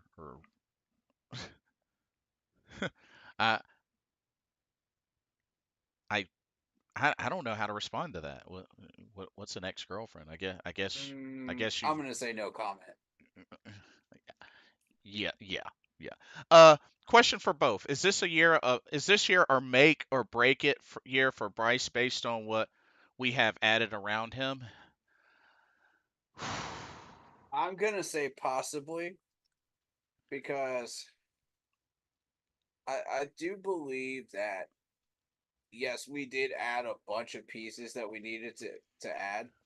And we do have talent for him to get to the point of 7 to 8 wins, possibly. Maxing out our schedule. But at the same time, um, no, because it's the first year of Dave Canales' system. And you have to be patient. You have to measure this, with a grain of salt because, yeah, we did come out really, really flat and undisciplined. So we've got a lot of work to do and a lot to look at, but it's the first game of the season. Give him time. Let's look at the entire body of work, at the end of the year and then come back to it and say, okay, let's re-ask that question. I would Was this a make or break season for him? I would say I could give you a more definitive answer after 1, 2, 3, 4. After the Bears game. I'll check with me again with that exact same question after the Bears game. I assure you I can give a more definitive answer by that time. Um, but that is a good solid question. I'm going to say the end of the year. I do yearly evaluations. You're gonna say end of the year? Okay, fair. That's fair. Mm-hmm. That's fair. Kirito says, what about Mike Shula? I doubt he has a special job right now. He's normally a good quarterback coach. Oh, he's with South Carolina right now. He's an assistant, some type of assistant. Uh, y- Gamecocks? yeah, senior offensive assistant. Really? Good for him. Um, I wish him success. oh, Carito says, I've never dated in school, to be honest. I've been to school dances before, but never been in a date relationship. I was to focus on my schooling. Hey, Fair. you know what? More power to you. I mean, hey, that just goes to show you know how to focus. Yeah, it takes a lot of discipline to focus on your schoolwork other than just feeding into peer pressure and what everybody else is doing. So respect to you. And I'm gonna tell you right now, anybody that will bash you for saying that Yeah, are not your real friends. correct. Don't feed into that. If somebody's Honestly, I wish I had focused more on my studies. I would have gotten much better grades. Yeah, I had to make up the sixth grade in summer school, so I can relate. So Yeah. Mm-hmm. yeah, there is nothing wrong with that, Carito. In Kudos hindsight. kudos to you. Um, let's see. Uh-oh. Denver trying to make a comeback. They're within 6. Ooh. And it looks like Tampa Bay's about to get their first win. They're up 37-14 with 3:09 left in the fourth quarter. Whoa! Baker Mayfield. 24 of Hold up. 24 of Whoa. 24 of 30, 289 yards and 4 touchdowns. Baker went off. Baker Okay, well, Mayfield. I guess that answers my question of can he do this without Dave Canales and continue what he learned? Wow. Wow, man. Baker Mayfield opening up the season with 4 touchdowns. Okay, One to good Chris for you, one man. one to Chris Godwin, one to Jalen McMillan, and 2 to Mike Evans.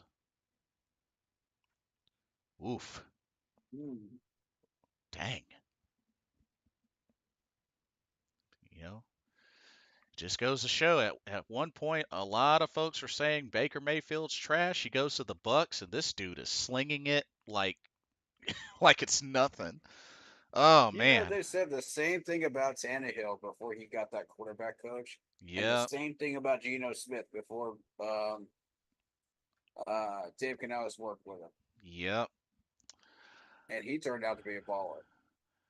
Carito says I even took forensic science in high school and made an A+ on it. Oh dang, that's There impressive. you go, man. That's impressive. They teach forensic science in high school. That's interesting. Which state is that in? Just out of curiosity. Yeah, Carrito, what state? If you don't mind sharing. Yeah, I'd be Um, interested in knowing that. Chef 85 says I had to make up the 8th grade and myself blitz. Hey, I know the feeling. I know the feeling. That was my one and Some only places time. teach that, some places don't. So it isn't uncommon to get into the advanced science and stuff like that in certain states. Ooh, It just depends. Jaden Daniels got 87 yards Under rushing. pressure, Deshaun Watson 2 for 12, 7 yards, and sacked 5 times. 18 pressures. Ugh. Yikes. So he's out here running for his life as well. Oh my goodness, man. I told you that Dallas defense is fierce. Kirito says he doesn't want to share for safety and private reasons. No problem. No Fair problem. enough. Totally understandable. Fair enough. Totally understandable. I was just out of curiosity. To be fair, I only asked for the state. I didn't ask for the town. Oh, Because I screen. recognize that, you know. Screen. But let's see. For knowledge reasons. But looking at these other scores so far, so Kansas City, Philly won. Buffalo beat Arizona. Although props to Arizona, they put up a good fight. Yeah. But Josh Allen did his thing. But yeah, Arizona might be a team that might be on the up and coming, slowly but surely. Yeah, they need to spend more of their cap money to get the pieces that they need to get to compete. That's the problem.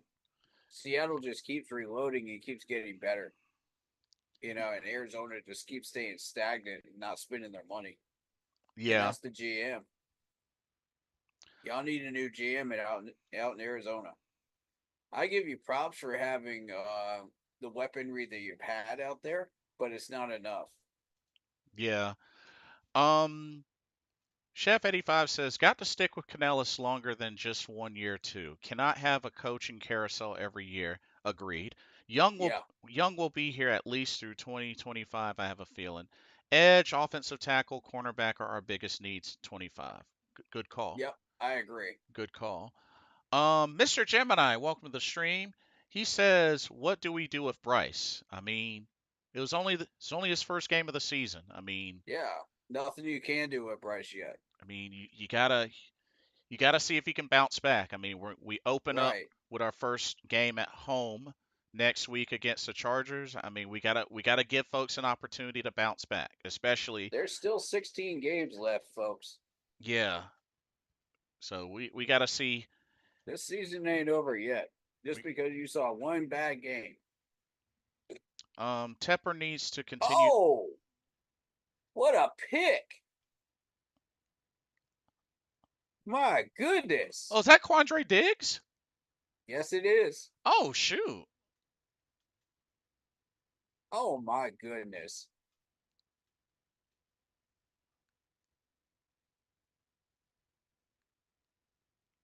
Look at these hands. Oh, my goodness. Oh, man. good focus. Good focus. Excellent. Miss catch was able to reel it in. Taking advantage of opportunities. You know, and I wish our defensive players would be able to do that, you know. Be aware of opportunities like that and use it to your advantage. Chef 85 says Tepper needs to continue to be quiet and stay out of the way and let Morgan Canellis build this thing the right way. Facts. Yeah, agreed. Kirito says also has undersized guard 5'11. I had hit weight room from high school to now. I am 224 pounds with weightlifting. Oh, nice. Wow. Very nice. Oh, I'm sorry. Keep working, man. I'm sorry. That was Trayvon Diggs. That's right, Trayvon Diggs. I thought it was Quandre. Yeah. That's Trayvon Diggs. keep So working, man. yeah, Keep pushing. absolutely. Um, so yeah, Arizona put up a good fight, but they still got more work to do.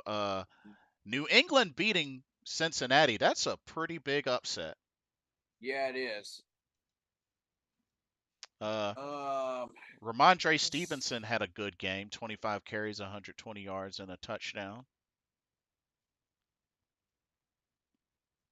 yeah, let's see what's going on But just with that game. I've been curious about that game all day today.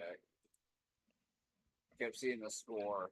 oh, not to mention they beat them in Cincy. Indeed. Dang, Let's see. that's impressive.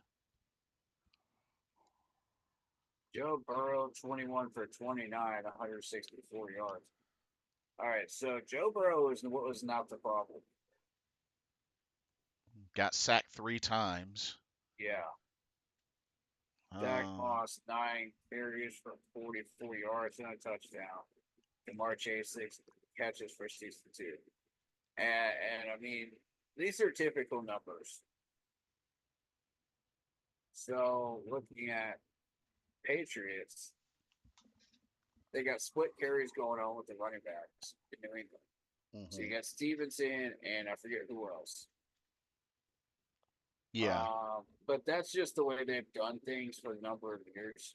Even under Belichick, they did that. right, right. So that's not new.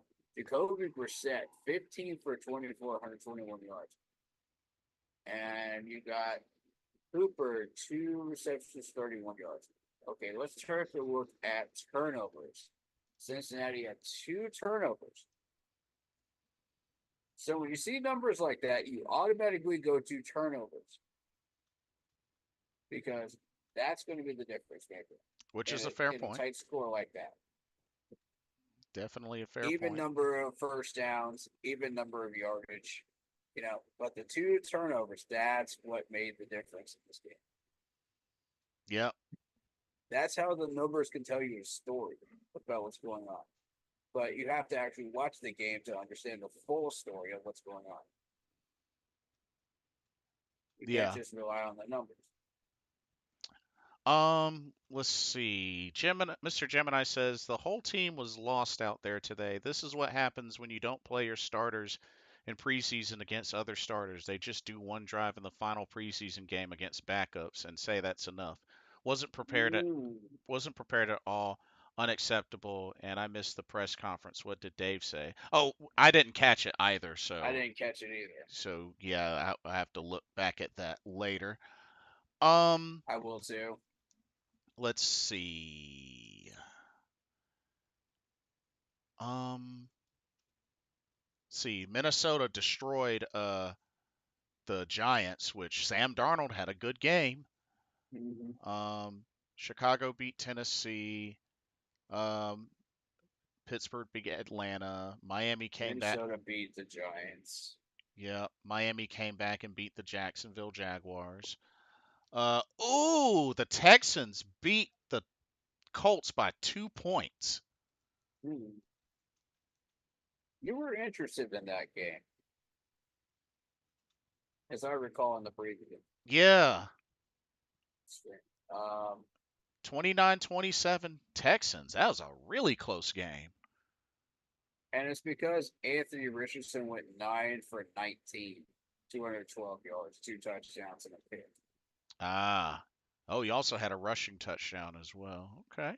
Oh, Joe Mixon went off. 30 carries, 159 yards, and a touchdown. What? Okay. Oh, Yeah, Joe Mixon on his new mm. team. Okay. This kind of furthers my point about Anthony Richardson, though, you know, because he can't really throw short and medium passes, but he can throw deep balls. So when defenses figure this out, they're going to start putting everybody back to start covering his deep balls Mm-hmm. and not load the box. Which is why you saw you're going to start seeing Anthony Richardson get these types of carries and numbers Mm-hmm. because they're not loading the box against AR. So it'll be like a 3 or 4 man set, starting out the snaps already. Unless Yeah. the team decides they want to blitz and try to put pressure on AR to get him out of his rhythm so he stops throwing deep balls. Right. Right. So you're going to see numbers like 6 carries for 56 yards and a touchdown. What other numbers are we seeing here? And I recognize this already, just when they drafted AR. Mm-hmm. Because, like I said earlier, the combine, he looked awful on short and medium passes. But once you gave him the long drill, zip, zip, zip every time.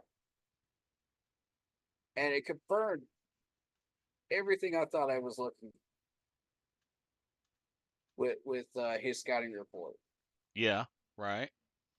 Going into the draft. So you got Jonathan Taylor getting 16 carries for 48 yards and a touchdown as well. Look at that average of 9.3 for Anthony Richardson rushing. And he's the longest of 19. So, I mean, in total, the rushing for the Colts got over 100 yards, 2 touchdowns, and a 4.7 average. I see. So, once you get an adequate running back in Indianapolis with a really good line with AR, teams will have to respect the fact that, oh no, we can't just put everybody back anymore. Right. We're running AR's running screens. AR's trying to get yak. Mm-hmm. We're trying to run draw plays. We're trying to run sweeps. We're trying to actually keep this defense honest and not just multi-dimensional. One-dimensional. Right. You know. Right. But So, as a result, you're going to see numbers like Allen Pierce, 3 receptions for 125 yards and a touchdown. That yak is big for a reason. mm-hmm. Off of 3 targets. Another one, 54 yards off of 1 catch. That's the deep ball. Right. Right.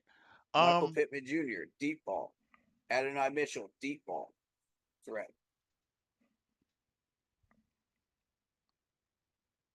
That's Also, kind of how they tailored it. let's see. Curito says, never smoke or drink in my life. Try my best to be healthy. I've seen firsthand what bad health can do to a person. Facts. Do you think? Facts, man. Do you think Anthony Richardson future is a quarterback or utility player like Hill, or is it too early to tell? I mean, honestly, I think he could survive in the league, but it's a question of how long. yeah, Because the league will adjust and adjust very quickly. As you notice, these defensive players just keep getting better and better. And the yeah, pass rushers keep getting better and better. So it's going to be a challenge for him to adapt to that. yeah. And who? Seeing as how he is stuck in his one style, his one-dimensional style of deep ball. And that's why I advise staying away from AR. Yeah, Because I thought, okay, if you go with AR, we are stuck in this style. We have no other choice but to go after deep ball threats. We have no other choice but to try to find a really, really good running back, like I said, and stay and make sure that defense stays honest. But eventually, that's going to come back to roost. Because once defenses figure out what you're doing and they start adapting to that, you're in trouble. And you face one of the top 3 corners in the league, and he shuts down one of your 2 main wide receivers, you're one-dimensional. You're stuck having to run for 75% of that game you're in trouble. And there's no way you're winning that game on offense. Which, oh wow, what a drop! Yikes! Come on, Watson, get up. So Tampa Bay officially won. So Saints and Bucks win. Falcons, Panthers lose. But yeah, you're going to be stuck with the same situation we are, where the defense can't get off the field because they're stuck on the field too long. Mm-hmm. Uh, Oh, you got to make that catch, Amari. right. Come That's what on, I was dude. seeing. You got to make Yikes, that Amari. catch. You're better than that, Amari. Yikes, Well, you man. might want to hike the ball. You might want to hike the ball. Hike the ball. Hike the ball. Hike the ball. Hike the Hike the ball. ball. That's Hike the the ball. way. Wow. Delay a game. Mm. But I am gonna need to bounce after this game. I'll stick around for when this game is over, but I'm gonna need to bounce afterwards because I got the Beetlejuice movie to go see. So Oh, that's yeah, a good one. yeah. The Excited for that. original one's a classic, so I figured, let me check out the Yeah. sequel. Is it out now? Yeah, That one? it came out Friday. Sweet. I'm Yeah, gonna check that out too tonight. yeah, absolutely. And I have a free popcorn to use. Ooh, I need to use that before it expires. So, there you go. use a free popcorn. Yeah, I'm a Regal member, so Nice.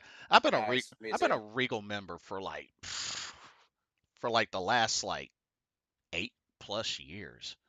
Yeah. Like, dude, Oof. I've gotten so many free movie tickets from all the Studio Ghibli fests that I've attended.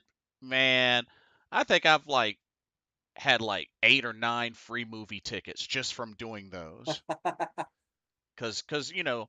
others have joined me for that, and when you use your Regal card, you get points out the wazoo, whether you're Yeah. buying This is true. whether you're buying tickets or popcorn, snacks, drinks. So all those points Mm. added up. Yep. Um. So the Browns are going to be playing the Jaguars next. That's Oh, going to be okay. interesting for them. Kirito says, to be honest, I'm shocked Colts, Ravens, Eagles don't do wishbone formations with the quarterbacks they got. I mean, isn't that, Wishbone's kind of isn't that a it's college barely formation? still in the league because people have figured it out. Isn't that more like a college formation, though? Yeah. And people in the league have figured this one out, so it's kind of outdated. Yeah. Although you do occasionally see it once in a while, it's kind of let's throw off the defense and let's try something different, to Miss catch them off guard. But you don't see it very often. Mr. Gemini says, "How do y'all feel about Brady's commentating? I wouldn't know. I have it on mute right now. So, I have it on mute as well. I do not want to listen to that man talk at all. No, thank you. I I, don't care how good or bad it is. I'm not listening to it. Oh, fumble. oh, that's a fumble.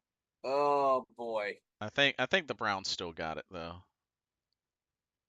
Maybe. Yeah, they still got it. Yeah, they got it. Watson's doing a little something, something. 24 for 45. Shoot. Oh. It's all good, Mr. Gemini, but you know what the deal is. You know what the deal is. Corrito Yeah. says that was Paul Bear Bryant formation. Oh, the wishbone. Oh, yeah. Yeah, that's Sure true. was. That is true. 33. Shoot, Man, I that remember was. I Oof. remember seeing back when I played Little League. I remember seeing the T formation on offense. That was, which was mainly a running formation. I mean, I think the only And look at CJ Stroud, 24 for 32, 234 yards, 2 touchdowns. Man, you will hear everybody talking about CJ Stroud and how, we should have chosen CJ Stroud, this, that, and the third. Come on, man. They're going to go back to that argument. They are. That's rough, man. Yeah. But Even though AR threw 9 for 19, that's still a 101.2 rating. right. But And it's still interesting. Seattle got the victory over Denver, so there's that. Yeah, kind of saw that coming.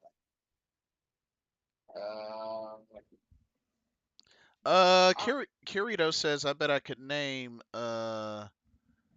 years of Dale Earnhardt's 7 championships. I will take your word for it because I don't watch NASCAR racing, so I wouldn't know. Yeah, same here. I wouldn't I know. don't. But I go, like NASCAR, but I don't follow it like that. I don't. I think I have like a coworker that's into NASCAR racing. I think like one. Like I know of all the major names, and like, uh, I do keep up with the Daytona 500 winners. Mm-hmm. But yeah, I'm not a huge fan of it. Like I used to be. It's more so football, baseball, and occasionally basketball for me. Those are my three He says in that order. 1980, 86, 87, 90, 91, 93, 94. Nice. Nice. Shoot, I think the only little bit of NASCAR racing I know is just there's certain names out there. I mean, Yeah. Richard Yeah. Petty, Jeff Gordon, Mark Martin. I mean, there's Yeah. names I that knew I all those recognize. names, and I didn't really. I kind of tapered off for a while, and then I heard Danica Patrick's name, and Oh that's yeah. what got me back in. It drew me back in, and I was like, "Ooh, I wonder how she's gonna do," because she was killing it in IndyCar. God, she was killing it. Do they still make NASCAR racing video games? I believe so. Huh. It's possible. Because I think EA was making them or something like that. But Yeah, and I know they stopped making college football games, so I don't know until last year. it's a shame Dale Earnhardt died in 2001 though. Yeah. Uh-oh. Deshaun takes off running. Oh, snap. Oh yeah, he can do that.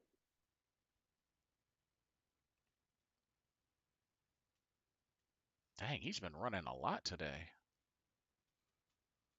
Uh-oh, they talking junk, Release game. talking smack. The But last released game of a NASCAR game was NASCAR 21 Ignition. That was 2021. Uh, NASCAR Heat Series was big. 18, 19, and 20. oh, okay. So yeah, it's been a hot minute. Um, but yeah, y'all, we got Ooh, a. NASCAR 25. NASCAR 25. So there is a release date coming. Oh, okay. Well, there we go. Yeah. Hmm. Oh, they got in the end zone.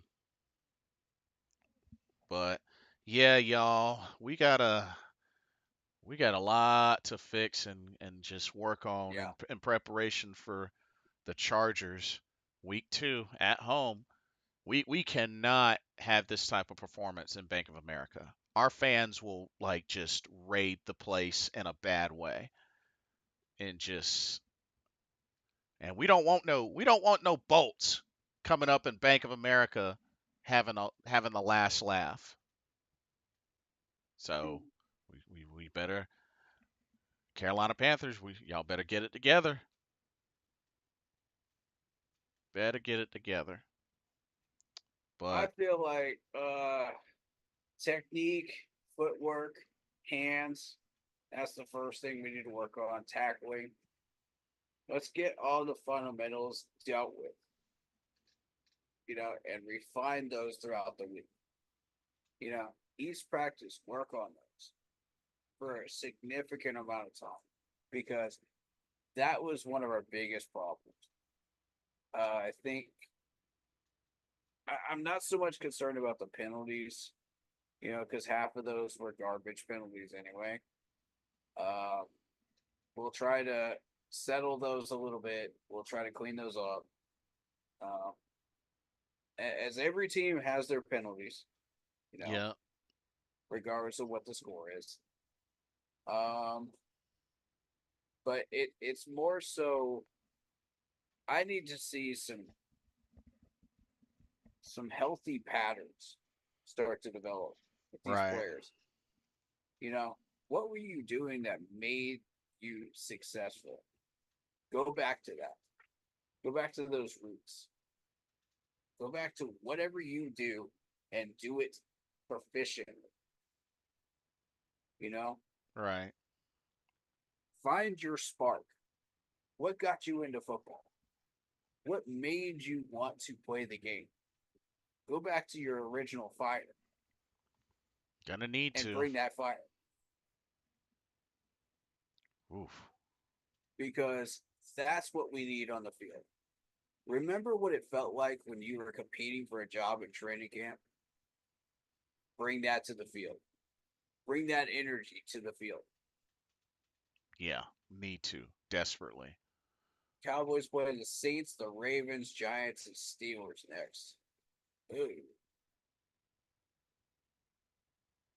People are going to be talking about that Cowboys Saints game, but I think it's going to be more one-sided than people think.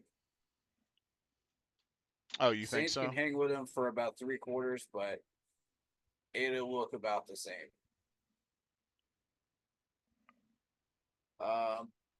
But yeah. If you were doing things correctly, keep doing it. And it's more so execution. We have a game plan, execute it. And the Yes. biggest thing is stop doing stupid things. Like tripping over yourselves to get to a running back that's on the outside lane. If you're on the defensive line. If you're on the O line, how about Taylor Moton standing there like a tree trunk? Right. That's the stuff we got to cut out of our game. J.C. Horn, letting Rashid flow by you. That's the stuff we got to cut out of our game.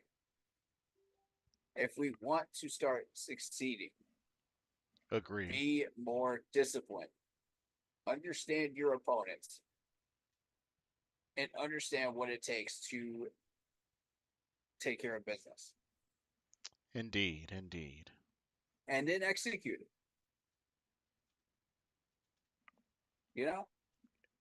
Yeah. And Cowboys have sealed the victory. But yeah, they need to come in Monday just with a whole new attitude and need to start the turnaround. It's not too late. It's definitely not too late, but they need to do something ASAP. So, I'm going to need Dave Canales to come in there with a chip on his shoulder and a fire in his belly coming after these players. yep, this was one of the things that I wanted to see. Like, how does he bounce back? How does he bounce back? And now this is his opportunity to show us if he can. I want to see Dave light these guys up in the film room and in practice on Monday. This is not acceptable, and this will never be acceptable as Panthers football. Right? This is not Panthers football, what we witnessed today. This is not what Dave Canales' offense is supposed to look like. This is not what Dave Canales' defense is supposed to look like. Right. This is not what the special teams is supposed to look like. We And have a battle plan. We have a strategy. We have a system. Show these fans what this looks like. Now is the time to come out there and attack. We're not in preseason anymore. We're not on the plane anymore. yeah, this loss count. This loss We're counted. not on the bus anymore. We're not on the practice fields anymore. Execute this and put it on the field. I'm tired of having these conversations with this team, man. I'm tired of doing this. Find your competitive fire. Because 75% of y'all look like you just got off the plane and you just woke up. I need everybody. Heads in the game. I need y'all to come out there firing. Because this ain't it. This is not what we signed up for as Panthers fans. Exactly, your boy DT3. Right. You're exactly right, man. This is not what we signed up for when we signed up for Dave Canales' team. To root for him and be on board. This is not what we signed up for with Bryce Young. This is not what we signed up for with everything in general. We're going to stay loyal. That's what we do. We're going to keep pounding. That's what we do. Yep. But I'm telling you, these fans are getting tired of this bull crap. They're getting tired of this. And I don't blame them. If we encounter another year of this, Mm-hmm. I'm surprised that people haven't boycotted the stadium already. Yeah, that's a fair point. The amount of times that could have happened last year is astounding. And I would have joined them. Because this is sickening.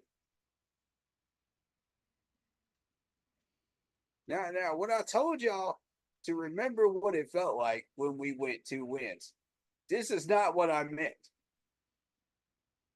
Stop getting it twisted, Panthers. Yeah. Oh, Stop yeah. getting it twisted, man. Okay, so I'm going to flip the script here. Since we did that. Remember what it felt like to be on a winning team.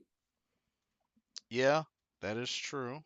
For the newer players out there, remember what it felt like to be on the winning team, whatever team that was, that got you here to Carolina. If you're an older player like Shaq, remember what it felt like to go 15-1 and dominate the Cardinals in the NFC Championship game. Remember what that felt like. Bring that energy. Because that's going to be the spark that begins our journey. Now, we're 0-1. We're behind the 8 ball now. We got to catch back up. We got some work to do. We're behind where we should be. And I think the Saints, in a way, exposed a lot of what we have to work on and what we're missing. But there's certain players, you know what you have to do to get to your game to the next level. But in order to get your game to the next level, we need to get you back to where you need to be. And that game was not where you're supposed to be at. So let's get you back there first. And then we can start taking those next steps. Yeah, absolutely. All I know is, only thing I can say is we better not have this type of performance at Bank of America. That happens, I'm gonna pitch a fit. Oh, fans will be booing and they will be screaming for Derek Anderson. And I'm gonna have to defend my case Andy Dalton. Of Sorry. Andy Dalton. Oh. Yeah. And I'm gonna have to defend my case of why we should not put Andy Dalton in. This is gonna be a nightmare. Man, I'm not looking forward to next week, man. Yeah, gummit, man. But I have a feeling that's gonna happen though. I'm getting ready for it. But you know, I'm gonna be preparing for that debate right there because it's coming, and I just hope we can find ourselves again. What was it that Dave Canales put in you that inspired you, that lit the spark? You know, that made y'all go off in practice and training camp and preseason game. I need to see that on the regular season field. Yes. Not this horse crap trash that we just watched. They need to get it together. Need to That definitely. that was a circus. I'm looking at a bunch of clowns out there today. I'm looking at a bunch of clowns. With all due respect, Oh yeah. I need to see the opposite.